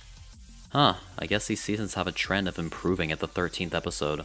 My goodness, watching this after sitting through post-split was the biggest breath of fresh air I felt while watching this show. I should probably mention that when I did my big rewatch of the show, I watched this in between BFB 27 and BFB 28 since it's ordered that way on the official BFDI playlist, and I say that it happens in that order chronologically. Some might say this is wrong since the chronological order on the BFDI wiki says otherwise, but my headcanon is that this episode happens in between BFB 27 and BFB 28. But enough rambling, let's talk about the episode itself. This is by far the best season premiere in the entirety of BFDI, and it was a flawless introduction to the craziness we could expect from early Teapot. It has good humor, a fun challenge, interesting scenes, and near perfect pacing. There is not a single scene that I would call boring. Every last scene is actually fun to sit through, and I was always captivated by everything going on. I like how the characters talk to each other since there's a lot of pausing and interrupting each other, and it makes every conversation feel authentic. Another thing is that there are so many references to older episodes, but not so much to the point where it feels derivative. The episode still stands on its own 2 feet and doesn't feel like it's directly copying what came before it. Additionally, 2 might be my favorite hosts in any season of BFDI. They're actually friendly to the contestants, and they just seem like a good person to have a chat with. The voice lines sound a bit incohesive, but not to a very substantial degree. I like that the Cake at Stake has music that's more laid back, because it's not supposed to be very suspenseful or anything. Moving on, the team picking is interesting, as a team picking segment should be. The entire segment is just really enjoyable, but there's not much to add. Every scene pulls their way, and nothing really stands out. As for the animation, it's fairly cohesive and contains some really smooth movements that make my eyes very happy. The challenge is unique from other Teapot challenges, and it's really intense and fun to watch, like a good challenge should be. I actually like how the contestants can't go back down once they reach the top, since it makes the remaining contestants have to find new ways to make it to the top of the building. I love the music used during it, there are some hilarious gags, and the animation parts look great. The post-credit scene also foreshadows what happens in the next few episodes really well. I love how You Know Those Buttons Don't Do Anything Right ended up being really good, especially in the midst of so many other episodes that I don't look back on fondly. Okay, I did not expect Spore Day to place this high. When I first watched this episode, I didn't think very fondly of it, but upon rewatching it, my mood on it brightened up. It was around this time in the season where the animation was taking a large step up in its quality, and it's very prevalent here. Fun fact, this is the first episode on the list that has a 9 out of 10 animation score, and it's really deserved. There are a cornucopia of scenes that have top-notch animation. The cold open, the part after the cake is steak, the 3D segment with the islands, and that's only the first half of the episode. As for writing, it's really good. As I mentioned in Get in the Van segment, the cake is steak has some viewer comments read out, and it was my favorite thing about the elimination. Spore Day does the same thing in its elimination, which is really cool. Another thing that Spore Day is remembered for is, as per usual with BFDIA, its humor. This is honestly one of the funniest episodes in the entire show, with almost every joke still getting a laugh out of me. I'm over 1 billion years old, and in mine, you sure look like it. The sound design is another strength of the episode, and I want to specifically highlight the music used when the Locker of Losers is traveling to the birdhouse. It just fits so well. The challenge as well is a pretty wild concept, but it's still enjoyable to watch. The middle portion of the challenge is also really captivating, mostly thanks to the music. And then there's the second half of the challenge. I thought the animation was good in the first half, but the second half is somehow even better. The sound design also takes a notable step up in quality. This one scene with Nickel swimming about has this cool detail I almost never noticed, with Tennis Ball looking inside and then getting scared and running away. Additionally, the intense music fading in perfectly transitions into the next scene. The part with all of Book's ink melting off is visually great, and the scenes in the water droplet, despite the characters not saying a lot for pretty long lengths of time, is animated beautifully, and every single music piece used works very well. Finally, the last few minutes of the episode all sound good, look amazing, and have some of the best humor in the series. Oh no, I hit needle. This is much more enjoyable to watch nowadays, and I'm glad I have a newfound appreciation for it, since it really is a fun time. Now, I remember that The Four is Lava was really the first episode I saw the day that it came out. I can recall coming home from an early dismissal at school and seeing that this was released, and I'm glad that this was the first episode where I had that experience, because it's a great time. Following the events of what happened in Don't Dig Straight Down, this episode works with the new location in some pretty creative ways. Having the challenge be pretty simple is good to balance with the difficulty of even moving around in the lava-filled landscape. One specific thing about the writing in The Four is Lava is Fiery and Leafy's plotline. It's not only pretty deep and heartfelt, at least on Fiery's side, but when the challenge starts, the way they talk and argue with each other is really funny, even if Leafy's bad personality makes it a little frustrating to sit through. I do too have friends. Name one. Well, there's... Name one you've never gotten incredibly angry at. That's not fair. Then there isn't even any of them. On the side of sound design, the music choices add a lot of character to select scenes and heavily enhance the energy of them, as they should. If it weren't for some voice lines containing some weird quirks that hinder the quality, it would have gotten a much higher score. The part with Blazio is cool visually, even if the voice lines kind of hurt to listen to. And I like the Cake is Steak prizes being a happy thought, and some of them are really funny, more notably Ice Cube and Teardrops. I also really like seeing Book try to apologize for everything she did in the previous episodes, and seeing Taco try to say something about it as well. The plotline with Death Pact has a cool new location that looks awesome, and the music that plays is great as usual. Some scenes have really eye-catching movements and visuals to add on to the fun writing and great sound design. More specifically, the part with Blocky, Puffball, and Foldy is awesome, and the scene with the lava draining away is very nice. The end of the challenge is pretty intense, and the sound design is at its best. Lastly, I like how the post-credits scene finally brings back Clock, and has some more good aspects that adds to its quality. I still love The Four is Lava for all the stuff it does right, and it honestly feels like BFB's final send-off, since the episodes that came out after this were, less than amazing, let's just say. Ah yes, the Shift duology. Watching this followed by Seasonal Shift was a perfect way to kick off 2025. The one gripe I have with the episode as a whole is that it feels like it gets ever so slightly worse as it goes on. It's not a huge issue, but with the first 6 or so minutes being some of the best in the season, and the rest of the episode still being great but not as good as the beginning, it just feels a little lopsided. The cold open is so good, with incredible animation, sound design, and intensity. The Cake is Steak has a colossal amount of detail in its animation, and it's pretty suspenseful and has amazing music and sound effects. The part where the elimination votes are being revealed genuinely has some of the best animation in the entire show. It's not perfect, but the lighting, the excruciating detail, and so many other great things make this small piece of animation absolutely gorgeous. After this, the quality takes a bit of a step down, but not a big one. While the animation is better in the beginning, the rest of the episode is still visually appealing and has a pretty big amount of detail and small extra things that make it a lot more visually pleasing. As for the writing, the challenge is a good concept, and I like how it's not super intense for one. months. I'm a sucker for intense challenges, don't get me wrong, but something a little more relaxed is always necessary. The humor is especially well done, with so many gags that still get me laughing so hard. Another thing I remember this episode for is the large number of guest voice actors and actresses. So many famous names are here, and it makes it feel really special. The Superstore is also a great new location, even if we see it in this episode only. But then there's the main point of interest, the shift plotline. Even though time travel is a concept that's kind of been done to death already, the way it's done in Start the Shift is really fun to watch. Mixing the BFDIA animation style with BFB and Teapot styles is a novel concept, and it's so cool how the events that happen with Tennis Ball and Nickel mix in with future events in future episodes. Plotlines like this made me believe that it's actually beneficial for the season to be made 10 years later, since this wouldn't be possible if it was released when it was supposed to. As for the rest of the episode, the writing is just overall great. There's nothing in specific that stands out a ton, but the entire episode is enjoyable from start to end. The plot with Coiny and Pin falling down a cliff and going into a cave is a really good side plot to add on to the episode thanks to EagleGuard. This one part with Needle and Fries walking through Yoyle City is also great visually. The only thing I don't like is that the challenge kind of ends out of nowhere, and it feels like it needs some extra content to keep the end of it interesting. Although the two post-credit scenes are very interesting in their animation and writing. Ultimately, I really like Start the Shift even with its kind of unbalanced quality. The second half is still really good, but you don't really want to have an episode that has the best part of it be the beginning, since the viewer is just gonna watch that and then immediately click off once it's done. I still like rewatching this episode, especially when tied in with the other installments in the duology, and believe me, we'll talk about it later.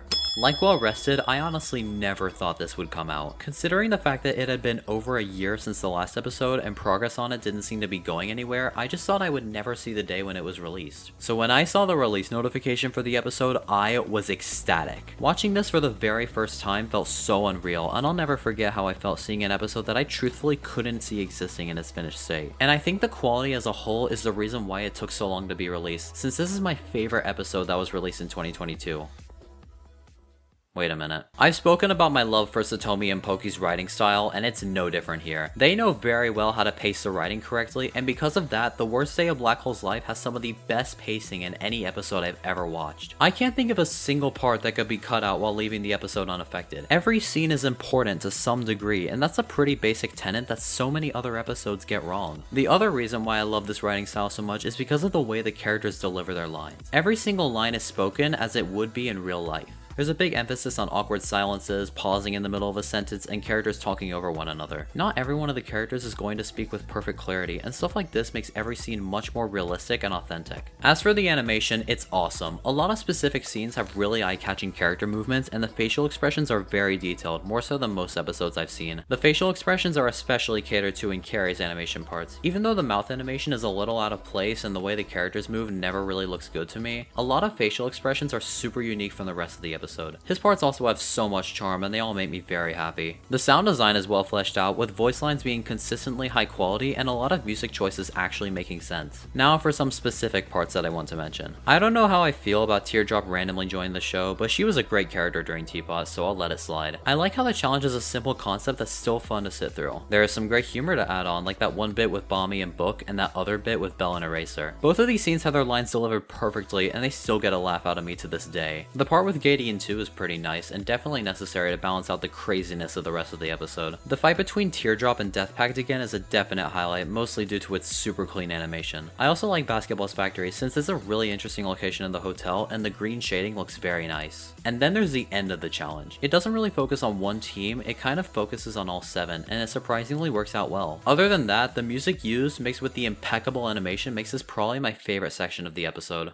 Unfortunately, this episode does not place at number 16. All jokes aside, the Power of 4 takes a while to get good since the beginning is a tad dull. But once it gets going, it gets going. About the beginning though. While not as good as it is later on, the cold open has great animation, more specifically the part with Fanny and Ice Cube. As for writing, the Cake and Steak is hilarious, especially the intro having 2 just covered over with poorly rendered images of 4. The Elimination has some good music in parts, and it's good to see that Book and Ice Cube have made up after all of the garbage that Book did in BFB. Additionally, throughout the episode, there are a plethora of amazingly animated scenes that I just love watching. The sound design is in a similar vein, where so many small parts have masterful sound quality and music pairing. And where do most of these reside? the part of the episode where the "it gets going" description applies to. The part with the clubhouse is really good animation courtesy of Top Hat the Hat, and that one forest is a really cool new location. Pencil is kind of insufferable here, but I see why she acts that way, and that she just wants her friends back after being trapped in the exit for years on end. I don't know how I feel about Pillow helping X seek. It kind of feels like cheating, and what's funny is that it didn't even work in the end as KaLegend still lost. There are parts in the episode that have good music to go along with the writing and create an atmosphere that I always look for. But if there's one major thing that this episode brought to the table, it's Lai and Pen's talk. I don't want to gloss over the scene because it's actually really amazing. I love how Lai talks about how letting your anger out is okay, because if you keep it in, it'll build up inside of you and cause you to hurt people when you don't mean to. But you remember to not hurt others when you choose to let out your anger. This really deep conversation mixed with the otherworldly location that it's set in and the beautiful song that brings the whole scene together is one of my favorite parts not only in the season, but BFDI altogether. There's nothing in this scene that's absolutely perfect, but every aspect in it works with the others to form a scene that I love so much. Speaking of the location, I love it. The grayscale aesthetic and the landscape overall is incredibly creative and unique, and I hope to see this get explored further in the future. Later on, there's another scene with Winter and Book that's really wholesome and makes me smile. Another scene that I really want to highlight is KaLegend's plotline. Pencil is really frustrating to watch, but Donut and Golf Ball trying to talk to her sensibly and actually addressing that Pencil's actions aren't right is really good to watch. At the end of the day, this is a great highlight of Teapot, even in the midst of some absolute masterpieces that will be talked about later. Coming off of a really intense challenge-focused episode like Launch Party, a fun, lighthearted, non-competition episode like We're Not Friends is a perfect follow-up that's a good break from everything else in this season. I like how the writing has multiple different plot lines, yet all of them are interesting in their own way. The main plotline with Leafy and Pin is a super fun time with great animation and some of the best humor in the series. I've been recovered. He's never seen me. He's never hung out with me. He's never even talked to me. Well, that all makes sense if he's dead. The subplot with Golf Ball and the other eliminated contestants is animated amazingly, and the plot with the votes being revealed is a good extra plot to add to the episode. And like every other scene in the episode, it has really good animation. The animation overall is on point, and same goes for every other episode released around this time. The beginning has really good lighting, and the scene after the intro has very unique facial expressions and assets. There are so many scenes that are the definition of eye candy, with great lighting, having stuff be at a cool angle, and other aspects that make the scene all the better. I do think some characters speak a little too quickly, but it's not a huge problem. A lot of music choices are really good and fit amazingly. The humor is very solid, and the pace never has any serious blemishes. I think out of all the different plots, the Pin and Leafy one is my favorite, but that's probably to be expected since it's the main focus of the episode. I really love how Pin and Leafy interact, and it makes the entire plot so enjoyable to view. The part with the wheel is hysterical, and a lot of small jokes sprinkled in are so funny. 2 win tokens. I was so good. I got voted out with both of them. I also really like how the time in the episode slowly changes from daytime to evening to night, and it enhances the already great visuals. But the main plot would not be as special as it is without the incredible ending scenes. And before I talk about them, I want to bring up something that hasn't been seen yet. When I did my big rewatch of the series for this video and took notes on all of the episodes, I had a column on my spreadsheet that was for detailing certain aspects of certain scenes in certain episodes that I thought were absolutely perfect and had zero noticeable flaws about them. These are called perfections or perfect scenes. I gave these out very rarely because I only do so if I think a scene really deserves it. And this is the first time where we come across one of these, and it's the animation in Pin and Coiny's reunion. First of all, the backgrounds in this part look gorgeous, with the sunset and landscaping being such a visual treat. Another aspect is the lighting and shading for all of the assets. The sun makes everything look very hazy, and that perfectly conveys the feeling that the writing and sound design are already giving off. I can't quite put it into words, but something about the visuals in this part just gives me so much joy that very few scenes have managed to give me. Mixing this in with the conversation that Pin and Coiny are having and the very calm song just leaves me feeling so happy every single time I watch this part. One final detail that I'll talk about is the angle at which the characters are and the minor 3D assets that make this scene even more special than it already is. That one part with the black silhouette over everything is another one of my favorite aspects of the scene. I truthfully could not be more happy with how this scene looks, and it is without a doubt one of my favorite pieces of animation that I have seen in my life. Even disregarding the downright perfect animation, seeing Coiny and Pin become friends after everything that happened in Launch Party is super rewarding, and the music ties the whole scene together. And then there's the scene after this. The animation is still beautiful, but seeing Fiery call Leafy a stranger is really sad to watch, seeing how much Leafy cares about their friendship. And the sound design here just drives the point home and accentuates the feeling of sadness that Leafy felt when Fiery ignored her. I am so glad this episode exists, and releasing it around this time was a perfect decision. Oh boy, this is gonna take a while. Just a fair warning, we're gonna be talking about this episode for a hot minute, not only because it has so many good parts, but because this episode is long, clocking in at just over 40 minutes. I'm honestly surprised I'm the Main Character didn't end up in the top 15, but when I rewatched it, I understood why it didn't. The writing quality throughout the episode is very strange. There are some specific moments that are just okay, but they're mixed in with some of the best scenes in the entire show. The beginning is a tad dull, but everything after is very consistent in its quality, funny, and just well written. Furthermore, it's in the same boat as We're Not Friends, where so many scenes look amazing and the animation quality is through the roof. I really only have two load-bearing issues with the episode. The first is that there's a large amount of montages, and some of them go on for a long time. It just feels like they were only added in to stretch out the length, but they're not too long, so I can forgive them. The other issue with the episode is Pin, whose whole main character energy makes her pretty unlikable, and it only gets worse as the episode goes on. Although, I like Leafy as a host, even if I don't like her as a person all that much. The challenge has a big strength of a lot of different locations being explored. The amount of locations the contestants travel to is too long to list off, and there's probably the most world building out of any episode in the entirety of BFDIA. The humor, as per usual, is great, and the pacing is very solid. Some character lines are spoken a little quick, and I think in this episode it's the most noticeable. Thankfully, the sound design score is saved by the music choices in every scene working so incredibly well. That one scene with Woody being recovered has amazing visuals and music. Why did the team cook so hard on this of all scenes? And now we approach one of the two parts in the episode that I would call perfect. The scene with Leafy and Tennis Ball driving through the junkyard is absolutely flawless sound design. I cannot think of a better song to use for something like this than Trance 2009. I'm just gonna stop talking for a second and let the song play, and while it's playing, I want you to imagine something like a car chase behind it.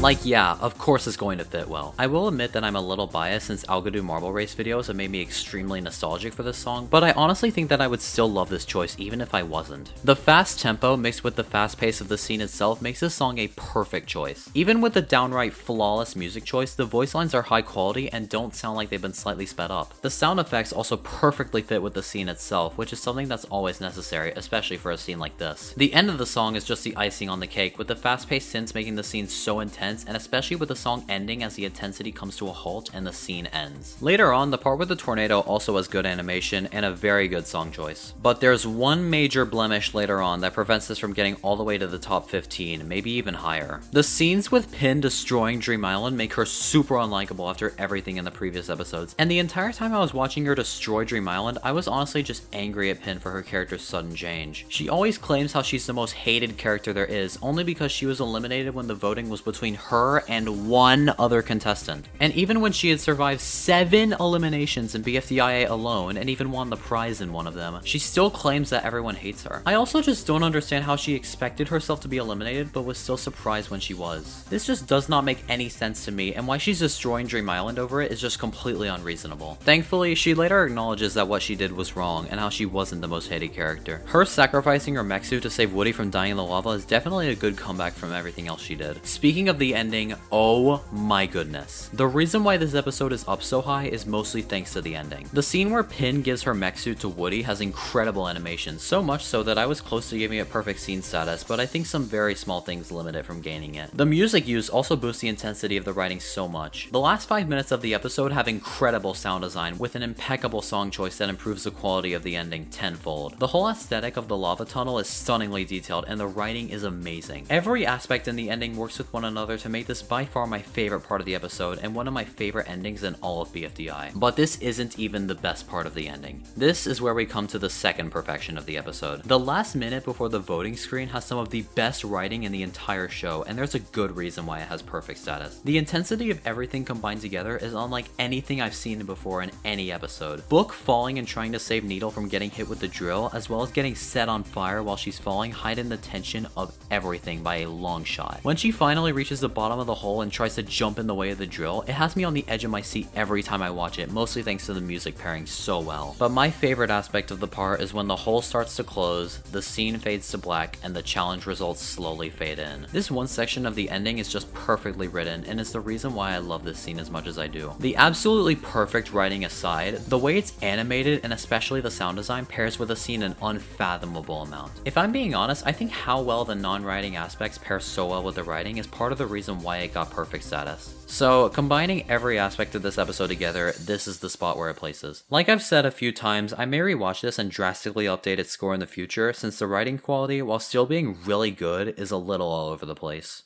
If there's one episode that I didn't expect to place this high, it's Respect to the Wicked. I remember watching this and having no strong feelings on it whatsoever, but that completely changed when I watched it for this video. The only thing I strongly remember from the episode was that one kind of freaky part in the cold open with Balloony's eye. Like, ugh. I'm a sucker for detail, but not this much detail. I do love the rest of the cake at stake though, mostly because of the sound design. The writing stays at a good pace and the quality is very solid all throughout. But the biggest strength of this episode is the humor. This genuinely might be the funniest episode in the entire series. It's either this or Sport Day that claims that title, but I digress. Every single attempt at a joke or gag gets me laughing every time I watch it without fail, and the timing and delivery of every gag is top tier. Besides, she's chill. Evil Leafy and I are best friends.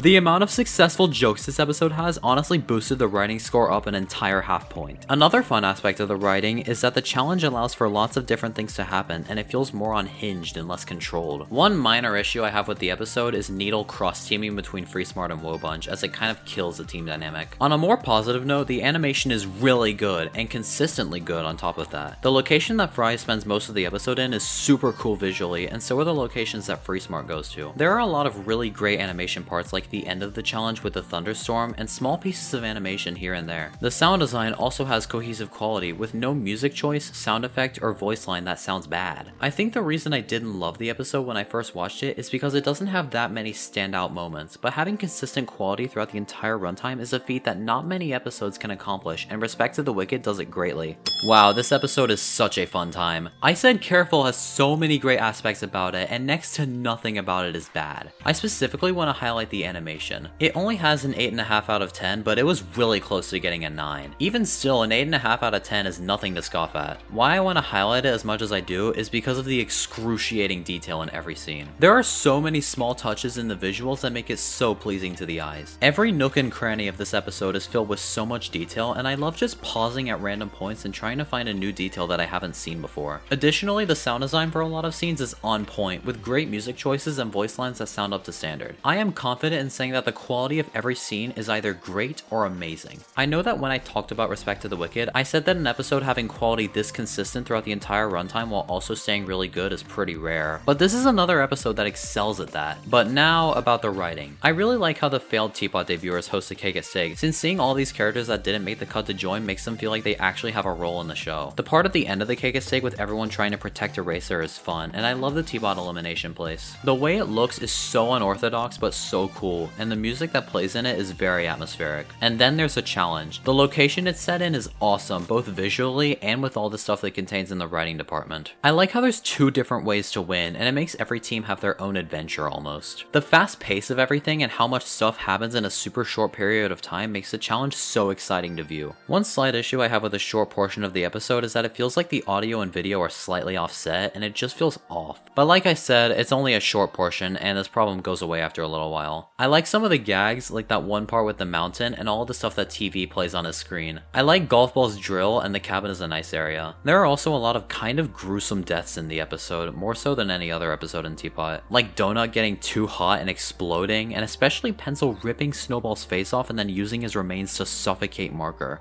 What is this episode, dude? The end of the challenge also has some of the best action in the show, with so many intense moments that I love. And then there's the post-credits scene. The music that's used and the way it's animated is just so special and fills me with joy. Seeing Match walk through the ruins with the piano version of Musical Force 3D Hand in the background just creates so much emotion that I can't really put into words. And seeing her come across Bubble and Ruby as the final notes of the song play is so incredible. The reminder that these friends haven't seen each other in over 6 years hits you so hard, and I'm always so happy to see them reunite. Ultimately, I Said Careful does hundreds of things right and gets so few things wrong, and that is exactly what an episode needs to do to be good. Also, quick side note, but the unused thumbnail was so much better than the current one. Why didn't they use this one? It looks so good. I am shocked that this episode didn't place all the way in the top 10. There is a very good reason why so many people have Pointy Pointy Pointy ranked as their favorite episode of all time. It has almost everything that a good BFDIA episode needs and has a monumental amount of content in it. It's almost as if jacknjellify said, hey, what if we just did Power of 3 again, but made it a million times better? And you basically have this. Starting off, Michael cooked so hard hard on the beginning animation since it was honestly close to getting perfect status. I love how the lighting looks, the custom assets look super cool, and it pairs with the music to make a vibe that I can get behind. The cake and steak is a little longer than I would have liked, but it has some great content in it. The music is good, it's animated super well, and even though it's really long for a cake at steak, it has some great scenes. Pin getting her features back, the final vote reveal, and FreeSmart trying to kill the bugs are the ones that I like. Moving on, there's the challenge, and it might actually be in my top 5 favorites in BFDI. Like I said earlier, it's super similar to Power of 3, but with 5 islands instead of 3, and 5 teams of 2. Even still, it follows the same premise where each island has its own mini challenge and all the mini challenges are different from the rest. I said how I love big marathon style challenges like this one, and especially when they're broken up into multiple phases, and Pointy Pointy Pointy has exactly that. One detail with the challenge that I love is that the higher you go up, the different the sky looks. The very bottom layer will look more dark with the background colors more washed out. The second island will be more sunny, the fourth island has a neat red sky, and the last island and bunk bed have a beautiful space background. I also love how the characters who didn't get enough votes to join the show are the hosts now, and it makes them feel like they actually have relevance in the context of the competition. I especially like how the 5 islands are themed to the 5 eliminated contestants that got sent to the TLC, and the islands' designs match the characters. Speaking of designs, the designs for the islands themselves are all so good and look great because of them. The interface on the side of the screen looks great as well, and doesn't distract the viewer from the primary focus of everything. All 5 teams have interesting plot lines, and all 5 are fun to watch in their own way. Another massive strength for the episode is, as you can probably guess, the animation. There are so many scenes that have super eye-catching visuals, the quality is consistent all the way through, there's a lot of detail, yada yada, you've already heard me say these things before. The same goes for the sound design, as every voice line is super good quality, and the music choices for select parts is top notch. The humor is also not lacking, as there are so many jokes that still get a laugh out of me, as per usual with this season. It's time to be quiet.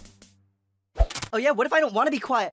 But my favorite scene in the episode is the part where FreeSmart goes into the ship on the 3rd island to find a raft and evil Leafy appears. This scene is so intense, has really unnerving sound design, and the way it's animated boosts its scary atmosphere. Later on, I like all of the lullabies that the contestants sing to complete the final challenge, and of course Needle's lullaby is my favorite, how is that even a question? The way it's animated, the song itself, and the backing audio actually makes me so happy every time I hear it. Finally, the 3D segment with Pin raging is so cool visually, and the music used for it is amazing. This is pretty much the only time I actually side with Pin on what FreeSmart did to her, and she actually had a reason for getting her revenge on them. But there's one more thing I should bring up. The post-credit scene. The sound design for it was so unbelievably close to getting a perfect rank, and the only reason I didn't give it one is because I think it's too short. The sound effects used for it create such a terrifying vibe, and the animation that goes with it is so dark and scary. I get chills every time I hear these sounds playing, and it is one of the few things in this show that can still put me on edge and actually freak me out. I don't know why the team had to cook this hard on a post-credits scene, but they did, and I'm so glad about that. Before I talk about Out of the Blue itself, I want to say that this is probably my favorite title for an episode. Since this episode is fully focused on the Exiters trying to escape 4, a title like Out of the Blue just works perfectly. Anyway, this is one of my favorite lore-focused episodes, and it's not hard to see why. I think that if you make an episode that's mostly set in the Exit, it's bound to be highly liked by me. I mentioned when I talked about Enter the Exit that the Exit is my favorite elimination place in the show, and there's honestly no close second. I love the really strange and out of the ordinary vibe of the place, and how the points of interest located in it shouldn't work together, but do. Like, in what other scenario would a schoolhouse, a fortress, and a shipwreck fit together in the same landscape? The vibe of the Exit also creates one of my favorite atmospheres in the show. The overdose of blue, the overwhelming scale of the location, and the fact that this is all located inside of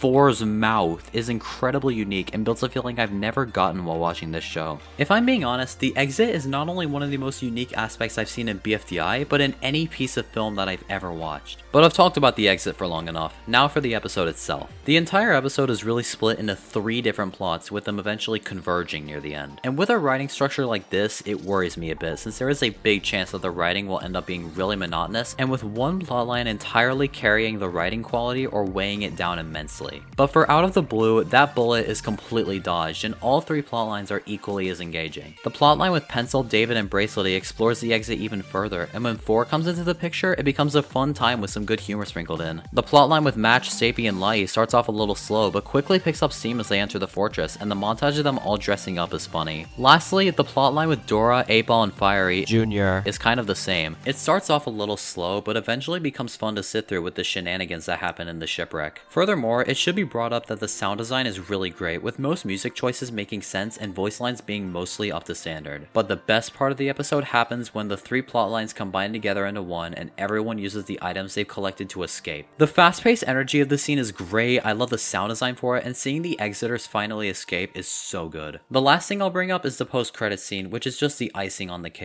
Seeing Purpleface just roam through the exit while the really atmospheric song plays and we get a quick glimpse of 3, it just finishes off an already great episode so well. After covering over 88% of this entire show, we have finally made it to the first episode with a 9 out of 10 writing score. Onirophobe's Nightmare is amazingly written from start to end, and it has so much content that I just love. The big reason why I love it so much is because it completes a lot of character arcs, with 3 in particular. But before that, the animation is great despite the quality being a tad inconsistent between scenes. I like the small one Easter eggs thrown in, and some parts look amazing. The sound design has some pretty solid music choices and voice lines that are up to standard. And then there's the challenge, and the idea for it is so good. Every single team has their own plotline, and all 6 of them have something about them that makes them memorable in their own special way. You have intense action with the TSTOE plotline, great humor with Are You OK and teammates, some great character development with Just Not, and a really deep and heartfelt plotline with the S. Additionally, some of the locations that the dreams are set in look great. I love Robot Flower's control panel, the Loser Museum, and how Just Not goes back to the old BFB style. But I mentioned 3 specific character arcs that end really well in the episode, so let me talk about them. Firstly, there's the Winner and Clock arc. I love how Winner's backstory brought up how Loser wanted fame over friendship, and that Winner just wanted to be friends with Loser. When Clock makes an appearance, Winner has a great conversation with him, where Clock says that he just doesn't want them to be forgotten like he was in BFB with his team. Winner explained how they didn't want to be obsessed over, but also appreciated how Clock was putting in effort to make sure they were noticed. This is a great way to finish off the arc, and is a great scene on top of that. The second character arc that I want to talk about is Book's redemption arc. I've complained multiple times throughout the video about how bad of a person Book was in BFB, and seeing it be brought up here is so amazing. In the last few minutes of the episode, Book talks to Price Tag about all the baggage that she has with her old friends, and how she realizes that she wasn't a good person in BFB. She said how she was told to go make new friends, and how Price Tag was actually happy when Book was around them. Book really redeemed herself from everything she did in BFB, and it's so satisfying to see it finish off.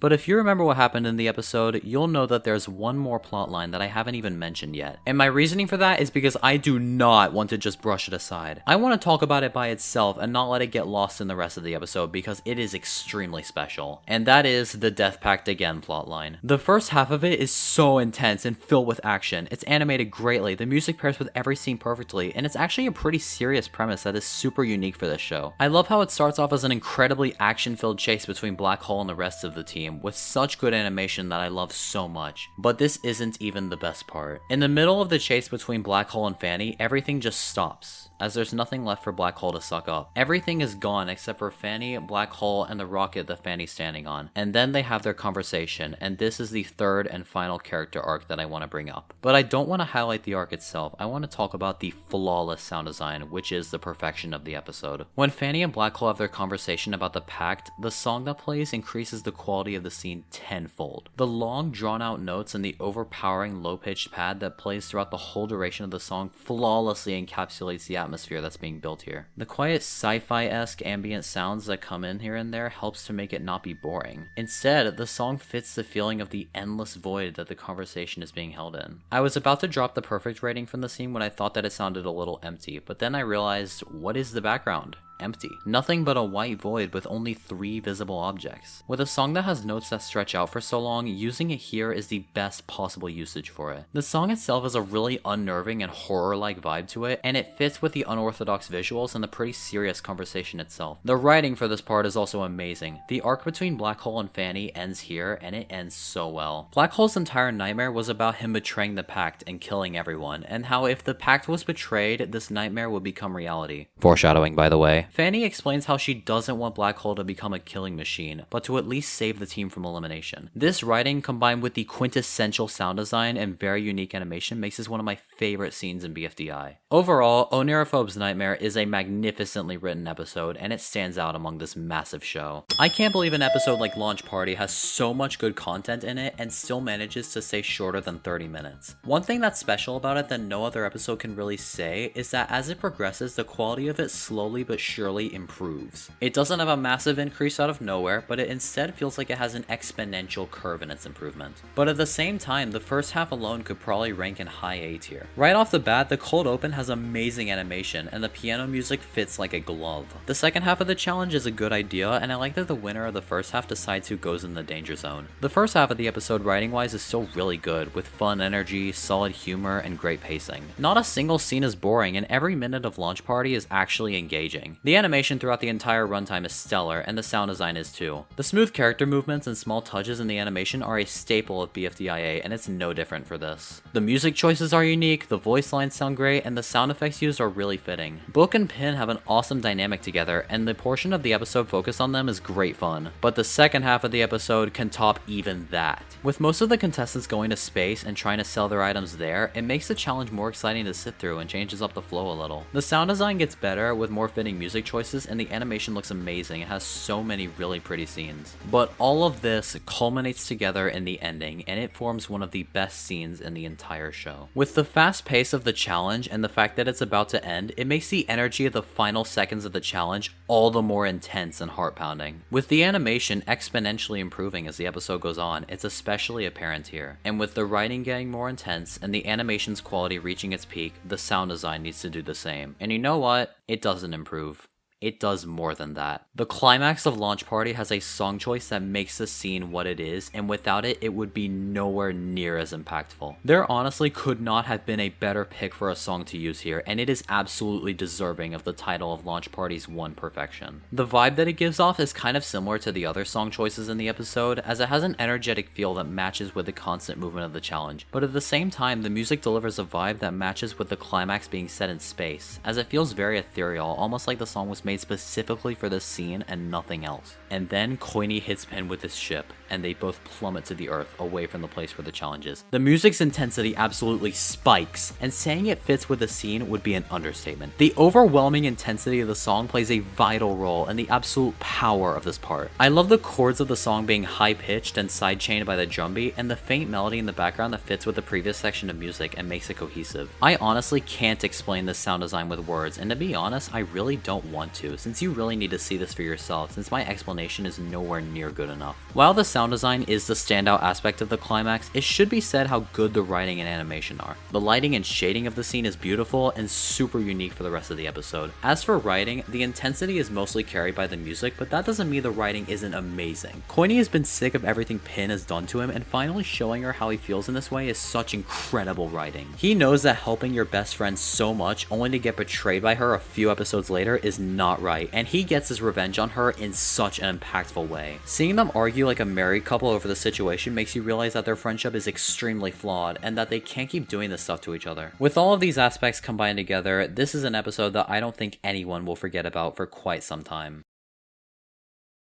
This has been a long video, and if you've actually sat through everything and didn't skip through it, I really want to thank you for listening to someone talk about BFDI for hours on end. And even if you just skipped to this part, thank you for at least clicking on the video and being interested in it. Anyway, I have talked about 93 different episodes, ranging from the absolutely awful to the best of the best. But now, the time has finally come. We have approached the top 10. The 10 highest ranked episodes in BFDI, and giving these the title of S tier is just not enough. So these 10 entries are the only episodes in the series that I would call worthy of the tier of S+.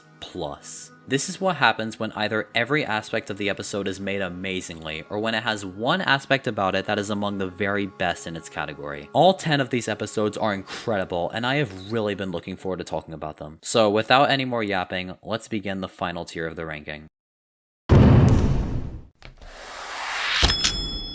Yeah, is anyone surprised that this ended up here? Airplanes in the Night Sky is universally beloved for a good reason. It is everything that BFDIA does right and then some. Starting from the beginning, the Cake is very well animated and has visuals that make my eyes extremely happy. The sunset aesthetic makes all the lighting look great, and the slideshow of the eliminated contestants put together is funny. And get used to me saying how good the visuals are, because this episode has a lot of cases of this. On the writing side of things, the first few minutes of the episode are still great in terms of writing, but once the challenge begins, the quality accelerates accelerates, and it becomes evident why everyone loves this episode so much. First of all, the challenge as a whole. This is in contention for my top 5 favorite challenges in the entire show, and it's not hard to see why. The constant fast motion and action, the location that it's set in, and the music used for it makes it one of the single most memorable challenges in all of BFDI. There's not a single minute of the challenge that I ever get tired of, and everything is so exciting and super fun to watch. And the animation has so many small scenes that I could look at for so long. There are so many specific frames of this episode that I just want to print out and put in a picture frame because of the exquisite lighting and shading of the assets and these super detailed and really pretty backgrounds. One detail that enhances the animation quality is how the beacon lights and towers show up in the background of a lot of parts. Of course, this is a BFDIA episode, and one that's really high up on the list at that. It's basically expected to have animation of this caliber. But the episode is of course not lacking in good humor, as there are so many gags that I burst out laughing at. Sorry, dodge! Whatever.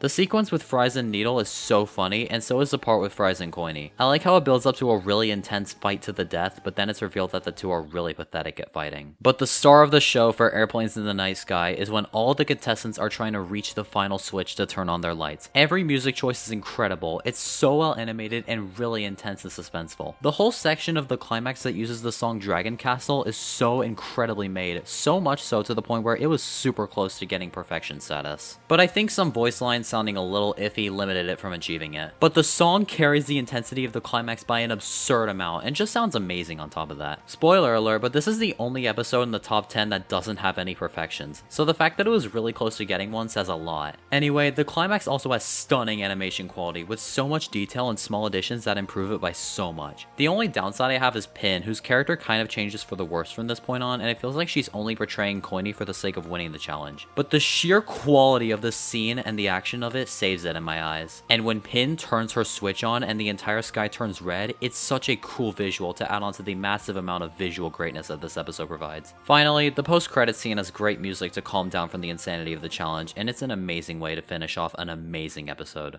Man, it's crazy that this episode is now over a year old. Time really does fly.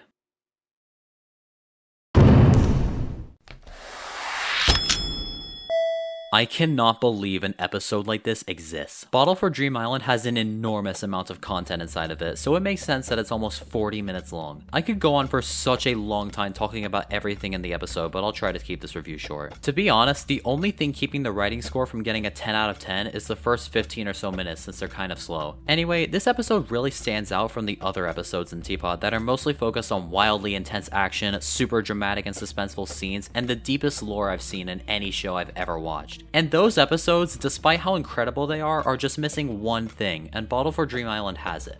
Fun. While there are lore elements and intense scenes, which trust me will be brought up in more detail later on, there's just a sense of fun and enjoyment that I get when watching it. I think most of this is because of Bottle hosting the challenge while 2 is stuck in bed, and I think she's most of the reason why the episode is so much fun. She just exudes so much happiness and joy that really rubs off on the episode in a good way. For once, the cake and steak isn't super suspenseful, and Bottle is the reason why, but her good hosting skills are shown off in the challenge. The idea for it is so good, and I actually like how the teams were broken up for it. The mini teams we get in Bottle for Dream Island are very creative and allow for a lot of super interesting character interaction in the middle of the challenge. I love how each group of contestants has their own different challenge and each one is enjoyable and super unique. The challenge with the Ferris wheel is solid, especially since Pen and Snowball are in the same group. I like the eating contest, especially the latter half of it. The fact that it's revealed that loser didn't forget about winner and still cares for him is so wholesome, and it makes me so happy every time I watch it. Another standout is the Haunted Mansion challenge, which has super high animation quality and the music used during it is awesome. Finally, the challenge with the Force is incredible. Putting Pencil and Book on the same team is a genius idea, and their interactions are the absolute best in the episode. But one of my favorite parts of the episode isn't even challenge focused, and as you can probably guess, it's the subplot with One. This entire portion of Bottle for Dream Island is unlike anything in the entire show. I cannot emphasize enough how perfectly written this part of the episode is. When Donut refuses One's deal and tries to escape, seeing the abrupt switch from someone trying to get her deal signed to immediately immediately trying to manipulate him into signing it is wild. The whole scene with her yelling at Donut about how important the deal is and how he won't get his limbs back if he refuses the deal is so intriguing and extremely suspenseful. The way she gets more and more angry at Donut and implies that he cares too much about other people and needs to be a little selfish sometimes, while images of Donut hanging out with others scroll across and the really powerful music plays, is a scene like no other. But then Donut refuses the deal for a second time and kicks one away from him. Watching her crash out because of this and rip the rest of Donut's limbs off while she angrily remarks how useless he is blows me away every time I see it. As soon as I saw this scene, I immediately wrote it down in the perfections column on the spreadsheet. The super intense music matches with the incredibly powerful writing near perfectly, so much so that I was close to giving the sound design perfect status too. If it weren't for Donut's voice lines not sounding good, it would have easily gotten it. And this is only the first of 3 perfections in the episode. The second one is the last part with Book and Pencil, with Book saying that Pencil needs to give her space and stop trying to get her to join her alliance. Pencil retaliates by saying that she's the only person she has left since all of her other friends are gone. She wants things to go back to normal after being stuck in the exit with no one but Match for 7 years. But then Book shares her reasoning, and what she says is one of the most powerful pieces of writing I have seen in my life. She says that Pencil never asked to be friends with Book, and how all she wanted was an alliance to get her by in the game. And she finishes it by saying that she will never join her alliance, and more importantly, will never be her friend. Upon hearing this, Pencil throws Book off the force and just walks away. Everything about this character interaction is so perfect and shows how selfish Pencil was in Teapot and how she wasn't actually trying to make friends. Book's character in this part is so realistic and human, showing how she's been used by Pencil for so long and how she can't stand for it any longer. Now for the final perfection of the episode. After seeing how Pencil's attempt to befriend Book went and knowing that she doesn't have any more friends that aren't eliminated or competing in Teapot, seeing her sulking in the clubhouse of awesomeness honestly makes me sad, even knowing that Pencil is a very flawed person. But Pen sees her walking to the clubhouse and while she's ranting under her breath about how her alliance means nothing to her. He sees the state she's in and goes to the clubhouse to talk to her. He talks to her about how sad he was when his friends left him and didn't think he could let go of his old friendships. He said how rewatching Blocky's funny doings actually helped him in the challenge even though Blocky didn't compete in it. He shares how it's important to remember the times you have with your old friends because they matter and shape the person you are today. He further remarks that he was able to make new friends that mean a lot to him and how he wouldn't have been able to do so if he let the sadness of losing his old friends take him over. I love this conversation so incredibly much, and it shows how the characters in the show aren't just contestants for a game show, but that they actually have friendships and lives outside of it. I should also talk about the song used for this part since it's incredible. The calm, slow guitar playing throughout it perfectly evokes an atmosphere that I just adore, and it's without a doubt one of my favorite songs in the entire soundtrack. I can't really describe it, so just go listen to it for yourself. All in all, this is a phenomenal episode that I love more and more with every rewatch.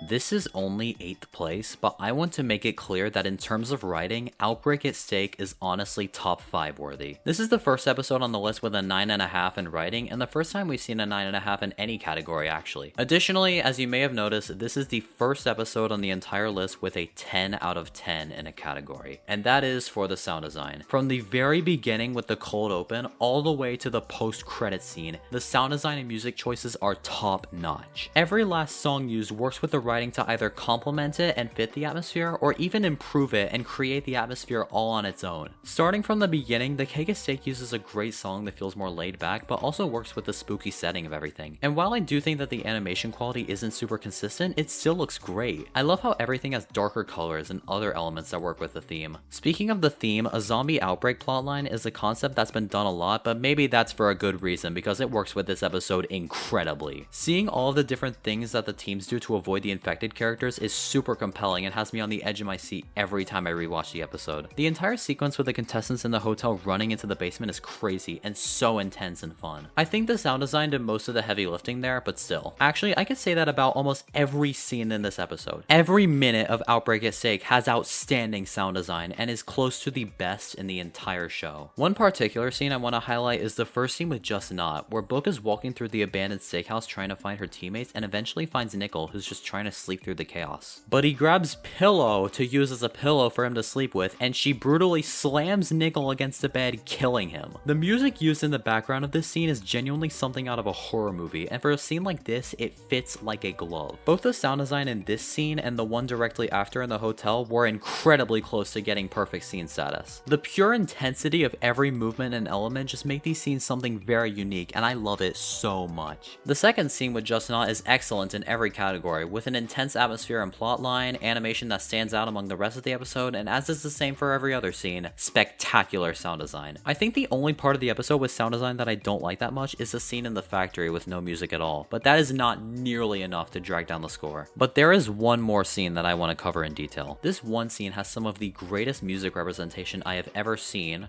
or I guess heard, from any piece of media I have ever consumed. And as you can probably guess, it's the scene with Gady and 2. When Gady starts walking to the room, the song starts to fade in and Zombified 2 can be heard leading Gady into the room. The long drawn out notes are so unnerving and actually make the scene rather disturbing. Eventually, glitchy sound effects and quiet percussion can be heard, and it honestly doubles the song's super tense atmosphere. All the while, 2 can faintly be heard directing Gady to the room, and Gady walks towards the couch that the duo uses to have conversations on. And when these conversations are being held, the song that plays is what the song in this scene is remixing, and that makes it all the more fitting. And when Gady spots the couch, the glitchiness increases and then stops, and it's extremely impactful in the scene itself. It honestly feels like the original version of the song is trying to play, but failing to, and this broken, glitchy, pure nightmare fuel is playing instead. And when 2 is spotted behind Gady, the way they look mixed with the main melody of the song, or at least what's left of it, starting to play, makes this singular part of the scene super creepy, and I love it. Finally, the glitchiness and brokenness of the song starts to come to the forefront for another time as 2 slowly approaches Gady and eliminates her. When she is eliminated, the song abruptly cuts to a weird, messed up version of it, and eventually ends with 2 teleporting away and the song fading out. Everything about this scene, especially the sound design, is done masterfully and is no question my favorite part of the episode. Finally, the ending where the conflict has been resolved is such a good break from everything else that happened in the episode. The calm, happy music used for it probably does the heavy lifting, but whatever. But there's the post-credit scene, and it's rather interesting. This leads into what happens in Out of the Blue really well, and we also get our first look at 1, even though we have no idea how important she eventually will be. Ultimately, Outbreak at Stake is amazing, and I can see very clearly why so many people love it to death.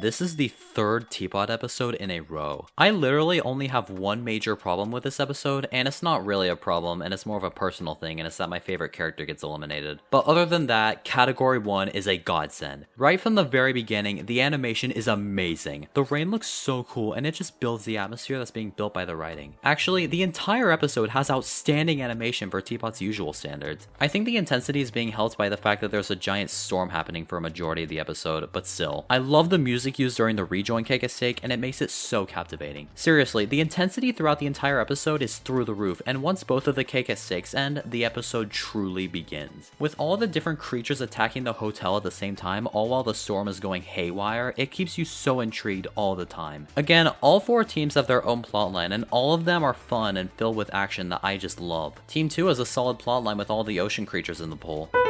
Has a fun plotline with the David, and TV slideshow is a great extra detail. Cloud Ye has a part with the dragon, and it's awesome, mostly thanks to Pillow, who's really funny. The subplot with Golf Ball and Donut is a fun time, and the detail in the animation for that one scene with them is off the charts. I should also add that the sound design through the entire runtime of Category 1 is so great. Almost every song choice fits, the voice lines are very well processed, and absolutely every sound effect works well. On top of this, every scene is animated incredibly, despite there being no perfections for it. Instead, every scene pulls their weight, and the animation quality never drops. But I'll tell you where the perfection of the episode is, and it's the absolutely outstanding plot with Death Pact yet again. The whole fight with Robot Flower is amazingly intense and filled to the very brim with action. The music carries the intensity, the animation is stunning, and it's written so well. The fight against Robot Flower has some of the best and most intense writing in all of BFDI, especially in the latter half when she's trying to kill Marker. Every last character movement is so smooth and fluid, and the music music works immensely with the theme. The moment when Robot Flower kills off Marker and draws a smiley face on her panel is so awesome, and the siren sound effect is also so good. I love when Battery comes out and tells Robot Flower to be quiet. It's such a good pause in the intensity, and it's hilarious. Eventually, Robot Flower is destroying Fanny, and the part with her holding Fanny out over the ground is so dramatic and amazing. But the best moment is when Fanny is falling to the ground, then Black Hole swoops in and ricochets her back to the window, where she crushes Robot Flower and she dies. This one 10-second scene has an incredible amount of aura, and it's more than worthy of a perfect rank. I do think the music contributed to its perfection status, but whatever. I love how all of this insanity is followed by slow, rather calm music to cool down from everything. And after the whole fight scene, the part with One and basketball leaves me in shock every time I see it. I love how the timer starts and the entire landscape turns red and you realize how serious the situation is. One small piece I love is how the footage of Barfbag and Needle are shown and then they disappear. This is really unnerving and that's why I love it so much. Every scene with One in it has me on the very edge of my seat, and it becomes very apparent in this episode about how evil she is. I love the talk with Basketball and Robot Flower. It's really wholesome after everything that the latter character did. I do think the episode loses a bit of its quality in the last few minutes, but I want to put extra emphasis on the bit. The end of the episode is still top tier and so well animated, funny, and intense when it needs to be. I am always so surprised by this episode when I watch it, and it really does prove that the 13th episode marks the serious turning point of pretty much every season. Speaking of which...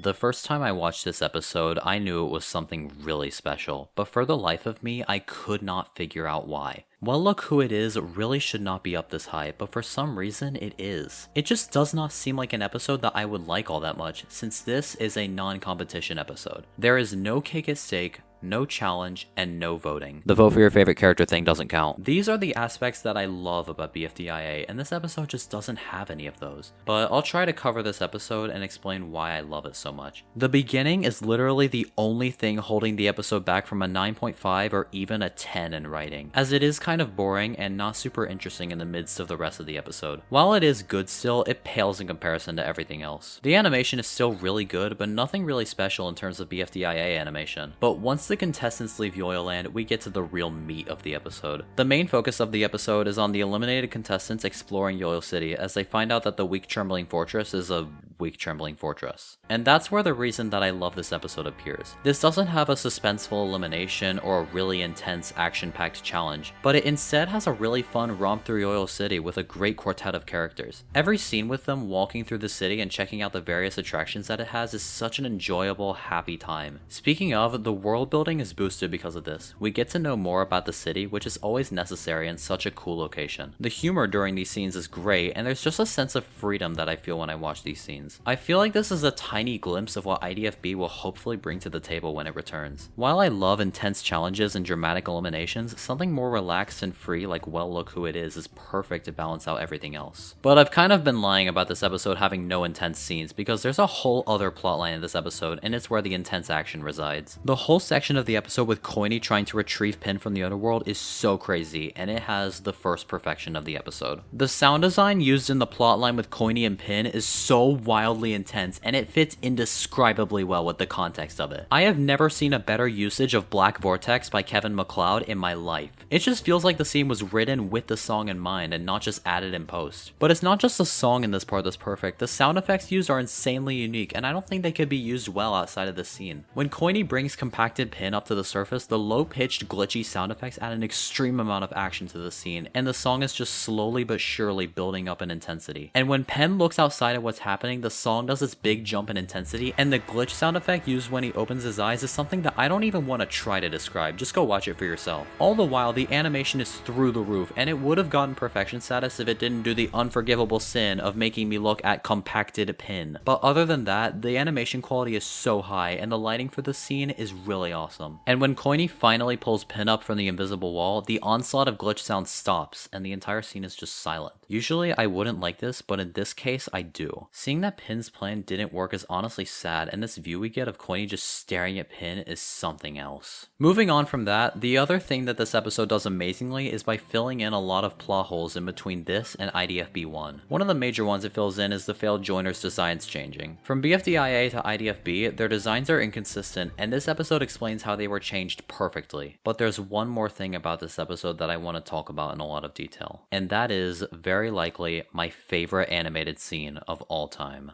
When the eliminated contestants call it a day and head back to the weak trembling fortress, the scene of them walking back has my favorite animation in all of BFDI. The lighting of every shot is perfectly done, the background and foreground elements are beautiful, and every second of the scene has hundreds of details that make it even better. And when Fiery looks at the tree, the animation can top even that. The shadows and shading of every asset and prop is something that I have never seen before, and like I said earlier, the lighting just makes me feel happy. I've never seen a piece of visual media that has really made me feel this way, but the part with Fiery staring at the tree fills me with a feeling that I can't really put into words. If I had to best describe it, it feels like you've just rediscovered something you loved when you were younger, and the memories you've had with that thing come back to you. This nostalgic emotion I feel when I look at this scene is something that I can say with confidence nothing else in BFDI has managed to do. I love this small part of the episode with all of my heart. It just makes me so happy whenever I look at it, and it is more than worthy of the title of BFDI's best animated scene. But the scene isn't over. The part with the locker of losers hovering above the earth while the episode credits playing next to it is also just incredible. Everything being blacked out or nearly blacked out just builds the feeling of the episode's over. I should further mention the music used during this entire scene. It's just the best. The calm piano is a perfect way to finish off the craziness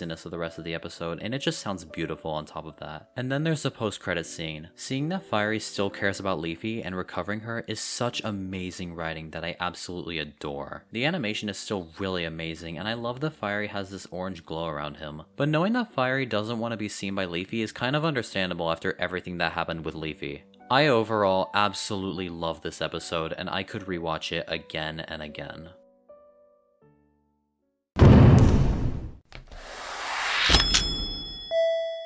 The second, and to no one's surprise, the best episode of the Shift duology. If there was any episode that I could choose to premiere in theaters, Seasonal Shift would easily be my pick. I remember being so shocked and impressed by it when I first watched it, and the sheer quality of every aspect was unlike anything I had seen from this show. There is genuinely not a single thing in it that drags down the enjoyment you get from watching this. I should also mention that this is the second longest episode in BFDI, being over 43 minutes long. And for a piece of content of that length, the odds are definitely against it, and it has the chance to come out really boring and monotonous and have most of the length be due to filler. But Seasonal Shift does not have any major filler scenes, and every part is actually important to the main plot, which almost no other episode of this length can accomplish. Chapter Complete has fine pacing, but a few scenes in line that it can do without. I'm the Main Character and Bottle for Dream Island, despite their high placements, the latter especially, have kind of dull beginnings that make the episodes slightly worse than they would be. But for Seasonal Shift, every minute of it feels important, and the pacing is actually done right. But now for the content in the episode itself, because there's a lot of stuff that needs to be talked about. Firstly, I like how the failed debuters actually have importance in the writing, and it makes them more than just failed joiners. The entire idea of having the timeline get messed up is such a cool one, and every scene centered around it is awesome. Seeing how the Teapot debuters change events that happened in the past, and seeing how it affects the current timeline is really captivating. During the Cake at Stake, you see the objects, hosts, locations, and even the animation styles changing around every few minutes. Every scene with one is so cool, and the entire episode has such great animation and visuals and sound design that I like. I love how the crack in the sky gets bigger and bigger as the episode progresses and the timeline gets more and more messed up. That one clip of the Yoyle making everyone remember the original timeline is visually incredible, and get used to me saying this. There are so many points where the visual quality is off the charts, and same goes for the writing. Speaking of, the challenge is amazing. Like almost every Teapot challenge, all of the teams have their own plotline that makes all four of them enjoyable. Seeing all of the references to the older episodes that the teams travel to is amazing, and some specific scenarios stand out for me. These include the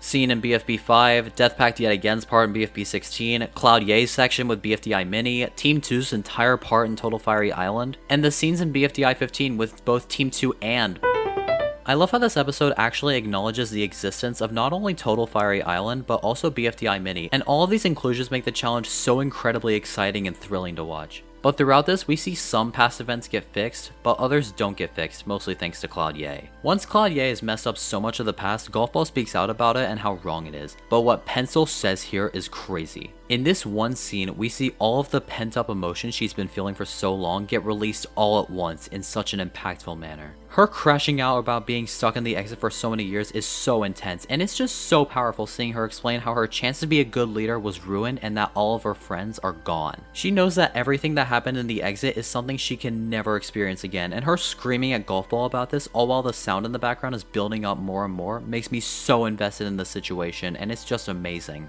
And when she says the line, "I can't go back there," you really feel her emotion, and actually kind of feel bad for her despite her very selfish actions. This whole scene is one of the most truly emotional pieces of writing in all of BFDI, and its perfection status is absolutely deserved. After this, the members of Cloud Ye and also Disky fight over the Yoyle, and it ends up sending them to the past, but the Yoyle doesn't go with them, trapping them. This is when you realize how serious the whole situation really is, and from this point on, I'm always so invested in the episode. And I love when it seems like the challenge is over, the big crack in the sky still hasn't been fixed, and this is the point where the climax of the episode begins. We see one drain all of the Yoyle pieces of their power, completely trapping Cloud Ye in the past. More specifically, the finale of Season 1. And then because of the team's lack of cooperation, Leafy gets into Dream Island, and that completely nullifies everything that happened from then on. After this series of events, the crack in the sky gets bigger, and we are given one of the single greatest scenes in the entire show, and the first instance of a perfection in not one, but two categories. Both the sound design and animation in the climax of Seasonal Shift are flawless and work with each other to create an absolute masterpiece of a scene. Watching the landscape around the characters change every second and seeing everything start to glitch out, all while a slowed down version of the BFB intro plays, is downright breathtaking. Every aspect in this scene makes you aware of how catastrophic the problem has gotten, and makes you question if everything will turn out alright. The glitch sound effects pair incredibly with the glitchy animation, and the location that the characters are in constantly changing around. And it's incredible watching all the teams start clinging onto each other, almost as if they're saying their last goodbyes before they eventually permanently vanish. Every last detail in this part is masterfully made, and it will stand the test of time. After this, it cuts to One and Gady, and the song that plays here is another remix of the song used when Two and Gady sit on the couch and talk to each other. And as soon as I heard it playing, I knew this was getting perfection status. The animation is still absolutely incredible, and it combines with the music to make one of the single most tense atmospheres that I have seen from any piece of film. And when Gady signs the deal and everything, almost everything at least, is back to normal, it's a perfect way to come off of the pure madness of the previous few minutes. The episode comes to an end really well, but there's one more thing I need to bring up. The post-credit scene of Seasonal Shift is my favorite post-credit scene in BFDI, and it's where the fourth and final perfection of the episode resides, that being for the animation. The location that Fiery's in, mixed with the calm music that fits so well with the atmosphere, is just beautiful, and there is a massive amount of detail put into every last frame. I love how Fiery has an orange glow around him, and the lighting and shading is on point. That one shot of Fiery and 8-Ball fixing the boat with the dark sky in the background, and then slowly transitioning to the eliminated contestants in one's dimension is so unique, and it looks incredible. Speaking of the dimension, it looks amazing, and the lighting is still insanely good. Finally, the shot of the characters opening the door is a perfect piece of animation to cap off the episode. In conclusion, I am beyond impressed by this episode, and I think I'll feel that way for a really long time. Every single person involved in the creation of this should be very proud of the final result.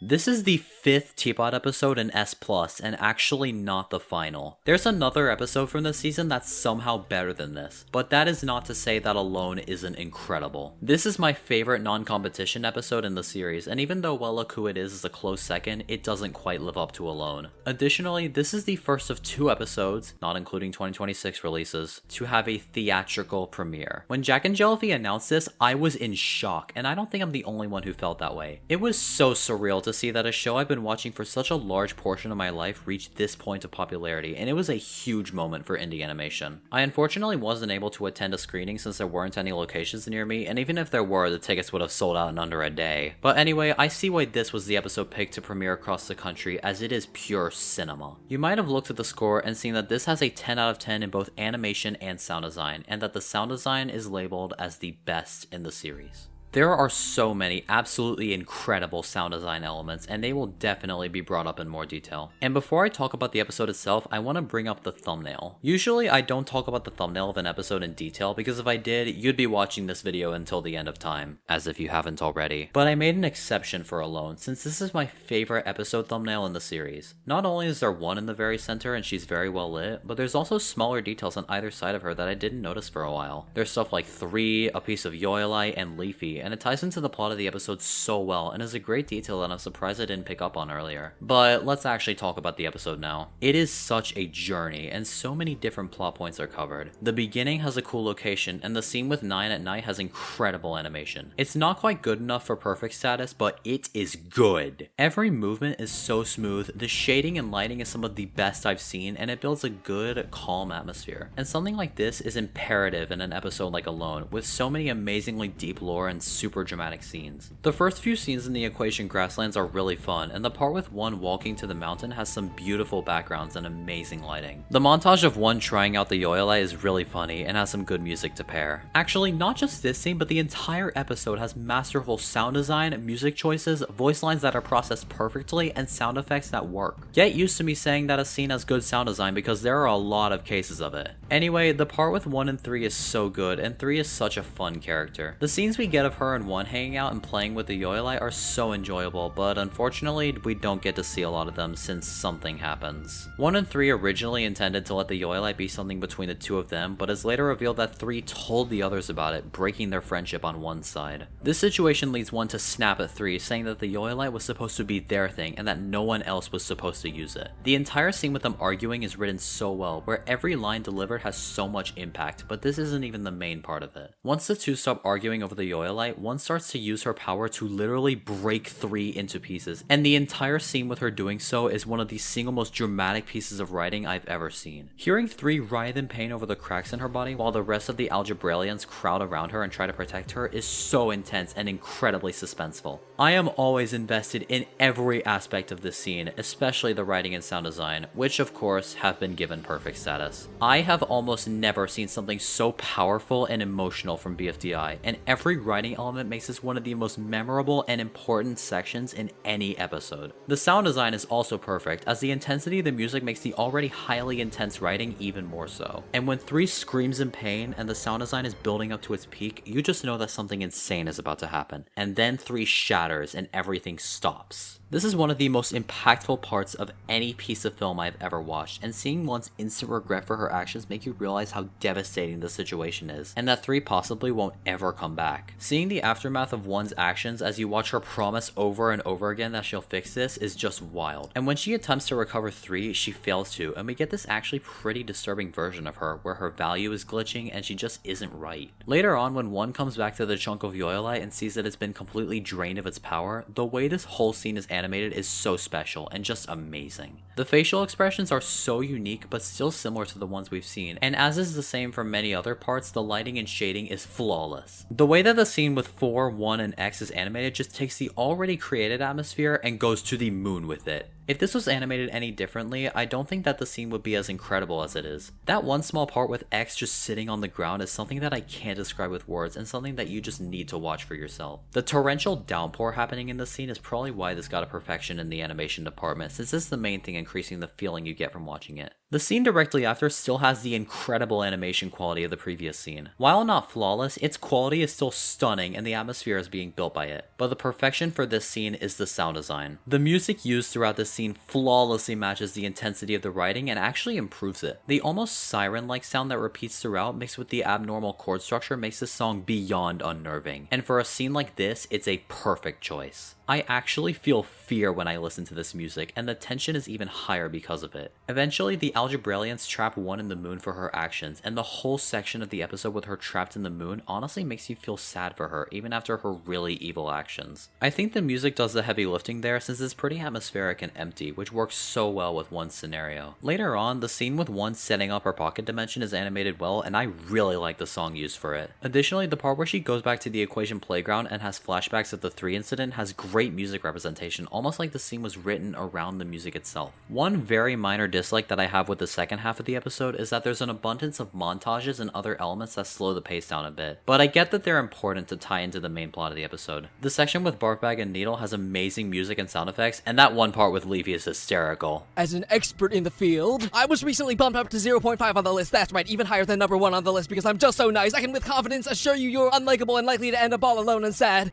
But even if this whole middle section isn't quite up to the standards of the rest of the episode, it's all building up to the incredible ending, where every aspect about it is done amazingly. When Pencil is sent back in time by One, the whole scene with it is so wild. The sound design here is yet another perfection of the episode, and rightfully so. First of all, the sound of Pencil screaming in pain from the blast has so many sounds layered on top of it, and it's so detailed. But the best part of it is when Pencil is in the void, with all the different objects flying past her as she travels farther back into the past. The sound of the void itself is so cool and so unique. Another element that makes it so perfect is that this scene actually uses directional audio well. With all the objects flying past Pencil, the sound effects they make are panned to different earbuds, but it actually makes sense here. And when she finally enters the past, the low-pitched version of New Friendly perfectly fits the scenario Pencil's been thrown into. Speaking of, what a cliffhanger the episode's left us on, and the episode isn't even finished yet. The very next scene is also incredible and has perfect sound design. The drone sound mixed with the ambient noises evokes such an otherworldly feeling that I can't put into words. The sound leading up to One trapping 4 in the moon is so climactic and intense and perfect. That's all I got. I absolutely love when One kicks the moon into deep space. There's a half-second pause and it doesn't just happen immediately. And then you're hit with one of the most impactful sound effects ever created, and it hits you so hard. And finally, there's the ending. One looking at the planet that Nine's on and then scratching them out on the chalkboard and saying "found you" is so unbelievably ominous, and both the sound design and animation are quintessential. And then One destroys the planet, and the entire location we saw in the beginning of Alone is just gone. Seeing both Nine and the remains of the planet float through space, all while Nine is completely devastated at the destruction of their home, is a scene with so much emotion and visually perfect. And when One attracts Nine close to her and they start to distort and glitch out, the audio and visual quality reaches its final peak, and then the credits finally roll. I am in shock whenever I see this ending, and it is one of the best ways to end one of the best episodes. With all of these aspects brought together, Alone is a masterpiece. The writing is amazing, with so much intensity and super deep lore. The animation is masterful, with so many incredible details and no particular scene that I don't like. And the sound design is the best of any episode in BFDI.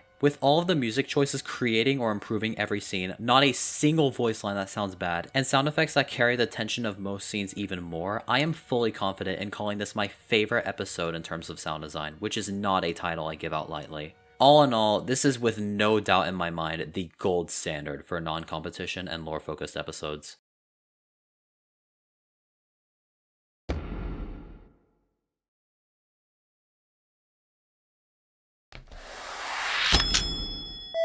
The best episode of BFB, and one of the best episodes ever conceived in terms of writing. It astounds me how an episode released 6.5 years ago has writing that can exceed the quality of modern episodes. I'm just gonna say right now that this is one of only 2 episodes on the entire list with a 10 out of 10 writing score. For an episode released so long ago, the fact that its writing quality is still so high is impressive to say the very least. Satomi, Poki, and Carrie did all such an amazing job on writing this, and in my opinion, Don't Dig Straight Down has aged the absolute best out of any episode in the show. It feels like everything that makes a BFB episode so special is included here, and there's even more content to add on to it. I should further mention that the pace of the writing is near perfect. When a scene needs to be slow, it's slow, and when a scene needs to be fast, it's fast. Additionally, every character line is actually important and not too long, which is something that not a lot of other episodes get right. And because of the good pacing, not a single minute of the episode is boring, and absolutely everything is written really well and so exciting. The plot with Team Ice Cube in the buried forest assiduously insulated is fun, and the location itself is great. I do think some voice lines are a little poorly processed, but the song choice for most scenes save the sound design score. The animation is really good for BFB's usual standards, and lots of character movements are really smooth and have a lot of life. The first scene with Beep has a lot of really great facial expressions, and the part with Free Food has some really charming Carrie animation. The humor is also done well, and I like like the gag of 4 different teams submitting the same emerald to 4. But I think the best part about the writing is just the concept of the lava flood in general. This was such a great way to change up the usual flow of BFB, and once it started, the episode became so much more intense. Seeing the problem progressively get worse and worse as the episode went on made the concept even better in my eyes. Back to the plotline with Team Ice Cube, because it gets even better once the lava starts to rise. Donut sacrificing himself to save Spongy was great, and Bomby sacrificing himself to get Barf Bag, Gelatin, and Naily out of the cave was so good. Unfortunately, Naily doesn't make it out, but the scene with Naily falling down the tunnel is animated amazingly and is so unique for BFB. The whole scene with Ians trying to run away from the lava is really fun and thrilling despite the lack of music. The part where they blow the lava out of the way to continue their dig and then just stop until the lava is right next to them and then start digging again is one of the best jokes in the episode. But my favorite part of the episode isn't even centered around the lava. When I talked about Return of the Rocket Ship, I mentioned multiple times about how much of a bad person Book was, and that in the end of the episode, Gady talks to her and she starts to realize that her actions weren't right. I finished it by saying that it doesn't get finished off until this episode, and here's where we see likely the most powerful piece of character development in all of BFB. After the fiasco with Gady, Book attempts to speak with Taco, but is cut off by Pin. Book initially disregards her, but when Pin brings up the incident with Match, Book explains that she doesn't want to associate herself with Match or any other Free Smart members. She talks about how she just wants to protect Ice Cube from all of that, and Pin asks how that's going, to which she just doesn't respond. Pin goes on by asking Book what her problem was with Taco, and that what she saw in What Do You Think of Roleplay isn't what a functional team does. Book says that she was tired of Taco abandoning the team, but that she wasn't going to talk to her about that. She explained how all the issues with Gady that were shown off in the episode were at the fault of her. I just love how Book finally realized that how she treated her team was wrong, and that she was just trying to apologize. She started ranting about how she thought she was creating a safe environment for everyone, but she was just making the team worse, to the point where Ice Cube, the person that Book was trying to protect, didn't even want to be on Ice Cube anymore. She finishes by saying that she wanted to make everything between her and the other team members actually right, but just didn't know what to do. I love this scene and what it does for Book as a person. After everything we've seen her do in this season and all of the people she's hurt, it's just amazing watching her become aware of the fact that it wasn't right. And I think Pin being the person to talk to Book about the topic was perfect, as she had a rocky friendship with Coiny and BFDIA. I love how she explains that fixing things after hurting someone is difficult, even once you realize that you should. Finally, Pin explains by saying that Book should give the members on Book's job what they wanted instead of what she wanted, and that instead of trying to make them happy with her, she should just try to make them happy. This whole conversation is what begins Book's redemption arc, and from here on out, she doesn't act like her old self, and it's such a perfect moment of character development. Everything about how this scene is written is genius. It's deep, it's wholesome, it's realistic, it's so human, and I have no problem with calling it my favorite scene in not only the episode, but in all of BFB.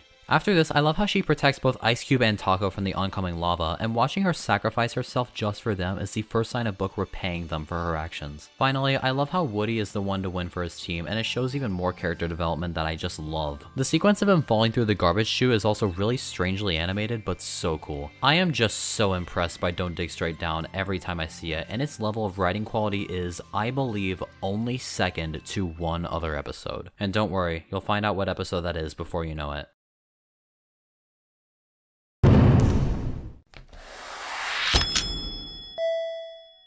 You have no idea how freaking excited I am to talk about this masterpiece. I am fully serious when I say that I have been looking more forward to talking about Last One Standing than any other episode on the list, even the episode at first place. And I should mention that the difference between this and the episode at number 1 is tiny. Last One Standing is the runner-up by an extremely small margin, and if I weighted the writing score any more than I already did, the top spot is exactly where it would place. Even though Last One Standing is only number 2, this is my favorite episode of all time in terms of writing. Out of 103 different episodes, this has my favorite writing. And do you want to know something really funny? This was written by Sam Thornbury, the same person responsible for Take the Tower, which is by far my least favorite episode in terms of writing. It is baffling to me that someone can go from writing something as terrible as Take the Tower to writing something as perfect as this. But I guess this proves my point of Sam improving as a writer, and that stuff on the same level as the old episodes that he wrote are a thing of the past. And before I get to the episode itself, I want to bring up both the title and thumbnail. For an episode with the challenge being to defeat everyone but also including one in the mix of everything, the title Last One Standing is just a perfect name. Furthermore, the thumbnail alludes to what happens in the episode itself, and it looks incredible on top of that. I love the green arms reaching for 2's power, and something that I really like is how one of the arms is blue. This foreshadows the events of the episode really well, and it's a small detail that I'm glad I know about now. But now for the episode, and this is probably going to be the longest I talk about one episode on the list since there's so much that I need to bring up. Right as the episode begins, the action is front and center. Watching the lightning coming from the crack in the sky change objects around the area makes you really interested in the situation, and not even 2 minutes have passed yet. And when one of the strikes hits the sky and the entire sky just loses all of its color and becomes this super strange background is such a good way to build a new atmosphere, and it looks so cool. From here on out, the level of atmosphere is through the roof, and the entire location that used to evoke a bright, happy feeling evokes one that's really dark and creepy. The ink dripping from the sky mixed with the wind sounding like one breathing just makes this whole background evoke such an ominous emotion that I have never seen from the show. Moving on, the cake steak is written so well, but watching Snowball and Grassy's friendship get cut short due to the former's elimination is pretty sad. I should further mention that I love how 2 is animated and that their mouth has more stiff movement from being bedridden for 7 months. But even though everything up to this point has been amazing, once the challenge begins, the episode becomes exactly what it's loved for. First of all, the concept alone is incredible. Once Stevie has been eliminated and no one seems to care about his departure, he decides to make the challenge one that will change the season drastically. The challenge in Last One Standing is a battle royale, where the 15 contestants have to fight and kill each other until there's only one contestant left alive. The entire premise is so out of the ordinary for the show and beyond unique. From here on out, every character's death is actually important, and almost every time a contestant dies, it's so incredibly impactful. Since recovering the dead contestant is off limits for the challenge, it actually feels like a death means something, and that's something that I can't really say about any other episode. Finally, I love how when a contestant dies, their name shows up in the bottom right along with what their placement was. It really shows progress in the challenge, and it makes the already very significant character deaths even more so. Wait, I just realized that Black Hole's dream from Anerophobe's nightmare having the challenge to kill everyone actually became a reality. But the serious highlight for the challenge is what actually happens in it. Because of this insane premise, there is literally not a single boring scene, and every moment is either stuffed with action, amazingly intense, or just so wildly interesting, and has me so absorbed in the episode. Watching most of the contestants become mindless killing machines just to win the challenge is such a crazy switch up from their usual personalities. Another small detail that I love is the contestants' limbs slowly becoming more and more green as they're absorbing the power from the contestants they kill. I know I've been talking mostly about the writing, but the animation still looks amazing with small details that bring out the scene and the level of atmosphere being helped by it. The sound design is also really great with voice lines that sound clean, sound effects that carry a scene's energy, and the super fitting music choices. That one part with the force chasing tennis ball has a cool extra detail of the lights in the hotel flickering. The exit makes some appearances in the episode and it looks incredible as usual. I love Basketball's factory and the green glow inside of it, which makes the shading for the scenes in it look awesome. Anyway, even though the theme of the episode is really dark and serious, there's still some good humor thrown in, and it keeps things varied and makes the episode more fun.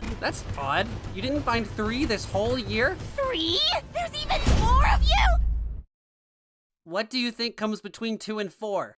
But one of the few scenes that I really need to bring up in detail is the part with Donut and One. After the whole incident with those two in Battle for Dream Island, it's really intriguing seeing the same thing about to take place. But this time, it's even better. She talks about how the Yoyle has a lot of power, and how she hasn't had said power in a long time, which perfectly ties in with the events that happened in Alone. And because of everything that went down in Seasonal Shift, the failed Teapot joiners led her right to that power, and then she menacingly adds that Gady would still be here if it wasn't for them. Even though the writing is the star aspect of the scene, the sound design is also outstanding. The super creepy ambient sounds that play honestly make the atmosphere, and because of them, the scene is so much more sinister and unnerving. Back to the writing, I love how when Donut asks where Gady went, One just casually replies, "Oh yeah, she's gone." But when One shows Donut a clip of a past episode in a scene where Gady would normally be, she's completely missing. This shows that Gady has been completely erased from the timeline, and this way of explaining it is so much better than just explaining what happened with words. And the sound that that plays when it's revealed that she's gone sends so many chills down my spine, and it's one of my favorite sound design elements in the entire episode. Literally the only reason I didn't give the sound design perfection status is because of Donut's voice line sounding a little messy. All of this goes for the next scene with them, where one says that she needs Donut to give her the portion of 2's power that he has. Donut refuses and attempts to literally launch a TV at her. Because of this, one has had enough, and we see her ominously grin and eventually just nonchalantly say, all done. And what she does is just mind-blowing, and the way it's written is downright perfect. The scene cuts to the exit where Needle, Barfbag, Belle, Bomby 6, and Purpleface are trying to get the door open, but we see that Barfbag is just missing. Donut watches this happening and then sees a clip of him and Barfbag sitting on a couch, but Barfbag is completely gone. The impact sound that plays when this is revealed is actually anxiety-inducing, and it flawlessly conveys how terrifying the situation has gotten. I get so unnerved when I watch this, and it still puts me on edge to this day. When Donut exits one's room and immediately dies, it's such an unfortunate moment, but I love it for that. Later on, the whole fight scene with Lai and the Teapot debuters is so cool, and the action is so fast and smooth. The music pairs with it so well, and since it's a remix of the music used in the Robot Flower fight in Category 1, it's even more fitting for a scene like this. Especially the latter half of it. Watching her just destroy all of the characters and then going to cut Price Tag in half with scissors is so intense and exciting, and I love it. The small scene with one sending Black Hole to her room is visually amazing and such a wild cliffhanger that we still haven't seen continue. Once Black Hole has been sent to one's room, we see Pencil and Lai start fighting again, and the sound design and writing for this whole sequence of scenes is just flawless. The music mixed with the extremely expressive sound effects for almost every single movement makes this such a great piece of audio. And when 4 interrupts the two's fighting and Pencil throws Lai at him, causing them to both fall down the stairs, you become aware of what's at stake here. But once Pencil reaches the top of the hotel, one of the greatest pieces of music in the show starts to play. Everything in the song just builds the intensity of the already super tense writing. It starts off rather calm as Pencil is just catching her breath at the top of the stairs, and one takes the light off of the side of the wall and gives it to Pencil. She then goes to the rooftop, and as Lai is flying upstairs, Pencil drops the light on Lai's head. The small clip of Lai's top breaking apart and the sound that goes with it makes the scene so wild, and then Lai is killed by the light, and again, the writing and audio quality is some of the highest it's ever been. Directly after Lai's death, Pencil and 4 are the only ones left on the rooftop, and Pencil's unrelenting hatred for 4 is shown off so perfectly. The fight between the two is honestly able to exceed the amount of action in Lai's fight scene, and every character movement is again so smooth and filled with so much intensity. The music is still just epic, and the atmosphere is almost solely carried by it. Eventually, Pencil grabs 4 and drains away all of his power. I love how half of her limbs turn blue instead of green, and you realize that 4 is completely powerless, and Pencil finally has what she wants, which is more power than him. Watching Pencil throw everything she has at 4, all of the animation quality is being increased as it goes on, builds up to the climax of it so incredibly. And when Pencil finally blasts 4 off the hotel, the sound design and writing reaches its peak, and watching 4 slowly fall from the top of the hotel as one appears and grabs him leads into what happens in the ending of Alone just flawlessly. This is one of my favorite scenes in the entire show, and almost everything about it is perfected to such a crazy degree. And once the whole fight is over, one and Pencil's conversation is so incredibly ominous, mostly thanks to the scary audio. Once Pencil and One reach the end of their talk, Pencil is given a deal to sign, which will send her back to the past to repair all the friendships she's lost over the years. The way this whole scene is written is beyond shocking. Once Pencil asks if the deal will send her back to save her friends, One agrees that it will, and then Pencil uses her power to blast her. The scream and pain that we get out of One makes you think that Pencil is destroying her, and that One will finally be defeated. But it's revealed that the blast didn't kill One, but instead gave all of the power that Pencil had to her, meaning that she's become even more powerful than she was initially. The way that the emotion switches between celebration and One's defeat to pure fear and seeing that she's become the most powerful character in the series is one of the most convincing fake outs I've seen from any piece of fiction. And when Pencil is sent back into the past and the text showing that she got second place in the challenge shows up, I am just blown away. This will always stand as one of my favorite scenes in the show, and it's just perfectly written. When we see One kick the earth into deep space and we get glimpses of the ruined landscape, it just surprises me so much that Teapot went from a lighthearted season with fun challenges to having the entire cinematic universe of BFDI in shambles, and the season is nothing like it was a few episodes ago. The grasslands are just dead and lifeless, the sky is gloomy and dark, and there's no music playing, but instead an ambient whooshing that perfectly conveys the destruction of everything.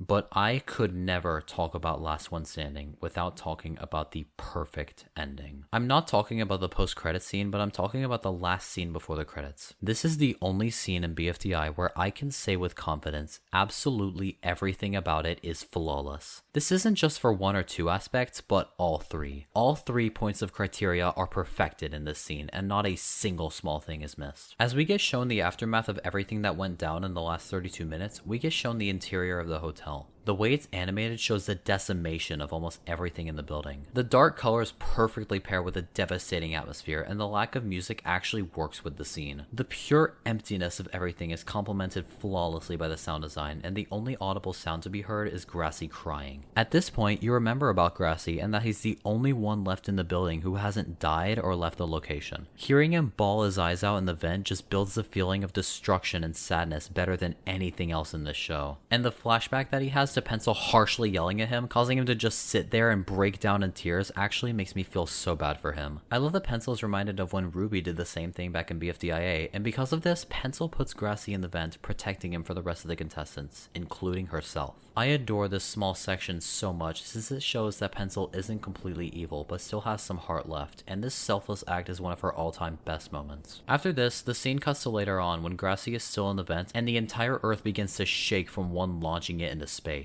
The sound of the vent violently shaking, mixed with Grassy's entire body starting to distort, is a scene that puts me on edge more than anything else in this show. And the scream of fear that Grassy lets out during this is downright horrifying. No other sound effect in BFDI has actually managed to scare me as much as this one. After this nightmare fuel, the scene cuts to the present, where everything has this ominous red tint, which is such a visual detail that looks like something straight out of an analog horror, and it honestly terrifies me. This, mixed with the eerie wind in the background and Grassy's cries of terror, is something completely unique from anything I've seen out of this show. I actually feel disturbed when I see Grassy just laying on the floor of the vent and sobbing in fear, and it sounds like his voice is going dry from crying so long. And this small detail is beyond unsettling. And when the text appears in the bottom right, showing that Grassy is the only one left alive, it ties together everything in this scene perfectly, and is one of the best small writing aspects I have seen from any piece of media. As the scene starts to fade away, the voting screen is shown, and instead of there being happy music like there usually is, all there is the wind and ambience from the rest of the scene, and all the character icons have their faces blanked out. I have never seen anything from this show that has evoked a feeling of complete despair and emptiness as much as this ending. And for all of these reasons that I have named out, I am awarding the ending of Last One Standing the very prestigious title of the best scene in BFDI. The only scene where every last aspect is quintessential and nothing about it is bad.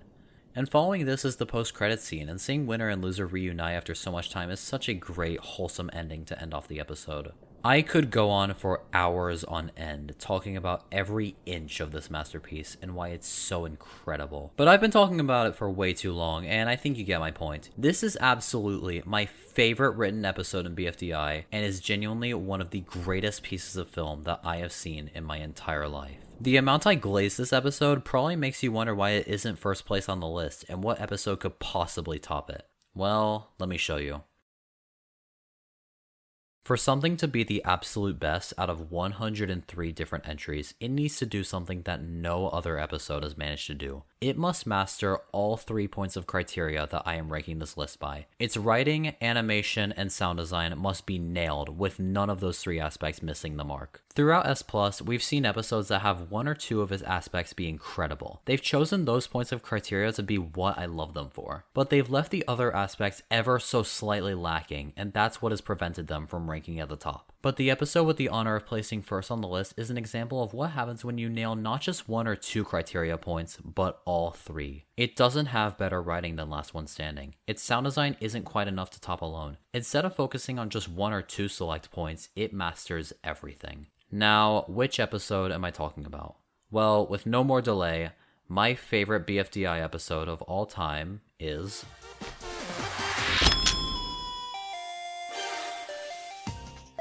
Shattered. I still can't believe that an episode like this even exists. It combines everything I love about this show together and adds more aspects that make it so outstanding. The writing is incredible, the animation is the best in the show, and the sound design is masterful. And I have a lot to say about this episode since it's not only the highest ranked, but also because this is by far the longest episode in the series, being just barely over an hour long. And while really long episodes can be pretty mixed for me, this episode does what Seasonal Shift does, where every scene feels important to the main plot of the episode and there's no major filler to be found. And due to both the outstanding quality of the episode as a whole mixed with the long length, making it a theater release was absolutely the right option. I should mention that I actually went to a theater premiere since there was a theater in my area and there were only a few tickets left, so I just decided to get one and see how it went. To say that I'm glad I went would be a pretty big understatement. I had so much fun at the screening, and seeing a new episode of this caliber was such an incredible experience. Everyone in the theater was so invested in both the episode and the show, and the energy inside of the theater was so high. But the biggest reason why the experience was so amazing was because this was the episode that was premiering. I was in shock when I left the theater, and I could barely believe that what I just saw was a BFDI episode and not a feature film. The whole concept of it is just so insane to wrap my head around. An hour-long BFDI episode that's the final challenge of a season that 3 years ago was never thought to come back is just something way too out there for the show. But a wild concept like this is exactly why I love the episode so much. But when I left the theater, I was worried that when I rewatched the episode for this video, I wouldn't like it as much. But no, that didn't happen at all. I am still so impressed by Shattered every time I rewatch it, and I have such a fun time doing so. I guess I should start by mentioning that the animation is my favorite in the series. The quality is so unbelievably high, and every scene is so visually appealing. The character movements, the backgrounds, everything about the visuals makes Shattered my favorite episode in terms of animation. Another thing that makes it so good is that the quality is not only incredible, but it's consistently incredible. No scene sticks out in my mind as one that I don't like, and every scene pulls their weight and contributes to the episode's insane visual quality. I should further mention that there are a lot of custom assets, and since IDFB also has a lot of these, it's great to see BFDIA's animation style slowly transitioning into IDFB's style. Now let's get into the writing. The first few minutes of the episode with all the eliminated contestants chasing Woody has some great action and even better animation. And the cake at stake is such a suspenseful scene, and the audio and animation help it to be so good. The sound effects used to build up to the vote reveal make the scene so climactic, which made my theater's reaction to the final reveal so loud. By the way, all of the music choices are fitting, the voice lines sound great, and the sound effects used are good to increase the quality of the writing. But one of the single biggest reasons why Shattered is my favorite episode is the challenge. This is my favorite challenge in BFDI, and there's not a single close second. I mentioned in final challenge episodes like Hurtful and BFB Back from Beginning that combining every previous challenge together for the final challenge is such a good idea, and the episode is so fun to watch because of it. And even with how good those were, they did have some slight issues. Hurtful's challenge had the problem of skipping past too many challenges, and BFB Back from Beginning had too much time spent at specific sections. But for Shattered, all of those bullets are dodged, and every mini challenge gets its own special scene or scenes that makes the entire challenge portion of the episode some of the best content in the entire show. Nothing is skipped past, and it feels like almost every section has significance in the context of the challenge. Another thing that makes this so good is that the contestants are able to skip the mini challenges. This really gives the contestants two different ways to win.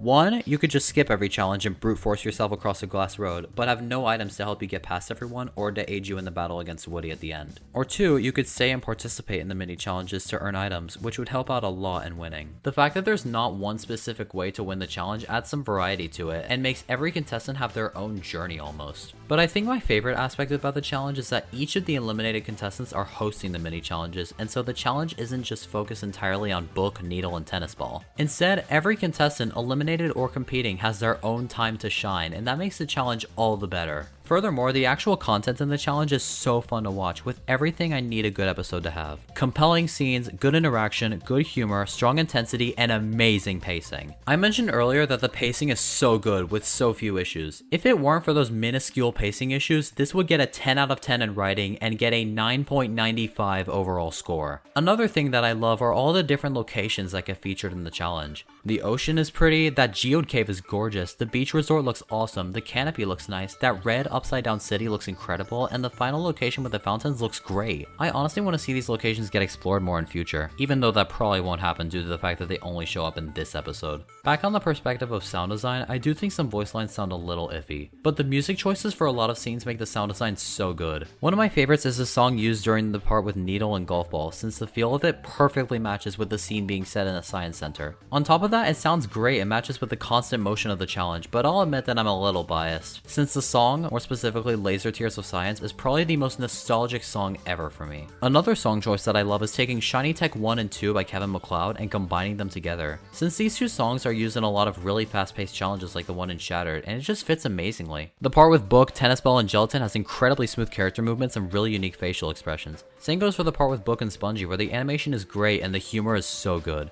I love the conversation that Golf Ball and Tennis Ball have about how TB has been playing and how Golf Ball knew it wasn't right. A little interaction in the middle of the challenge is great to balance out with the intensity of everything else. That part where Book comes launching up from the underworld and breaks the road is animated incredibly, and the part with Ruby is so funny. But the first scene that I want to bring up in detail is the scene with Pencil. The music and sound design in this part is just flawless. The location itself makes the song use so weird, but it builds an atmosphere that seems like it wouldn't work, but it really does. It's just so calm and peaceful, and with this simple background, it makes an atmosphere that I am in love with. The slow, long notes mixed with the pretty wholesome conversation that Pencil and Needle are having forms a great feeling, and I just adore it. The vibe that the scene gives off is helped by the calm music and the very small amount of additional sound effects. The conversation about Needle constantly pushing people away to win for just herself and how it would be more fun to win with others is also complemented perfectly by the song. I should also talk about the way the scene's animated, since it's incredible. I love the lighting of some shots, and the overall aesthetic of the background is pretty simple, but I think that's why I love it. If the background was super busy and had a lot of details, it would just distract me from the scene, and since it's not done here, it makes the scene so much better to watch.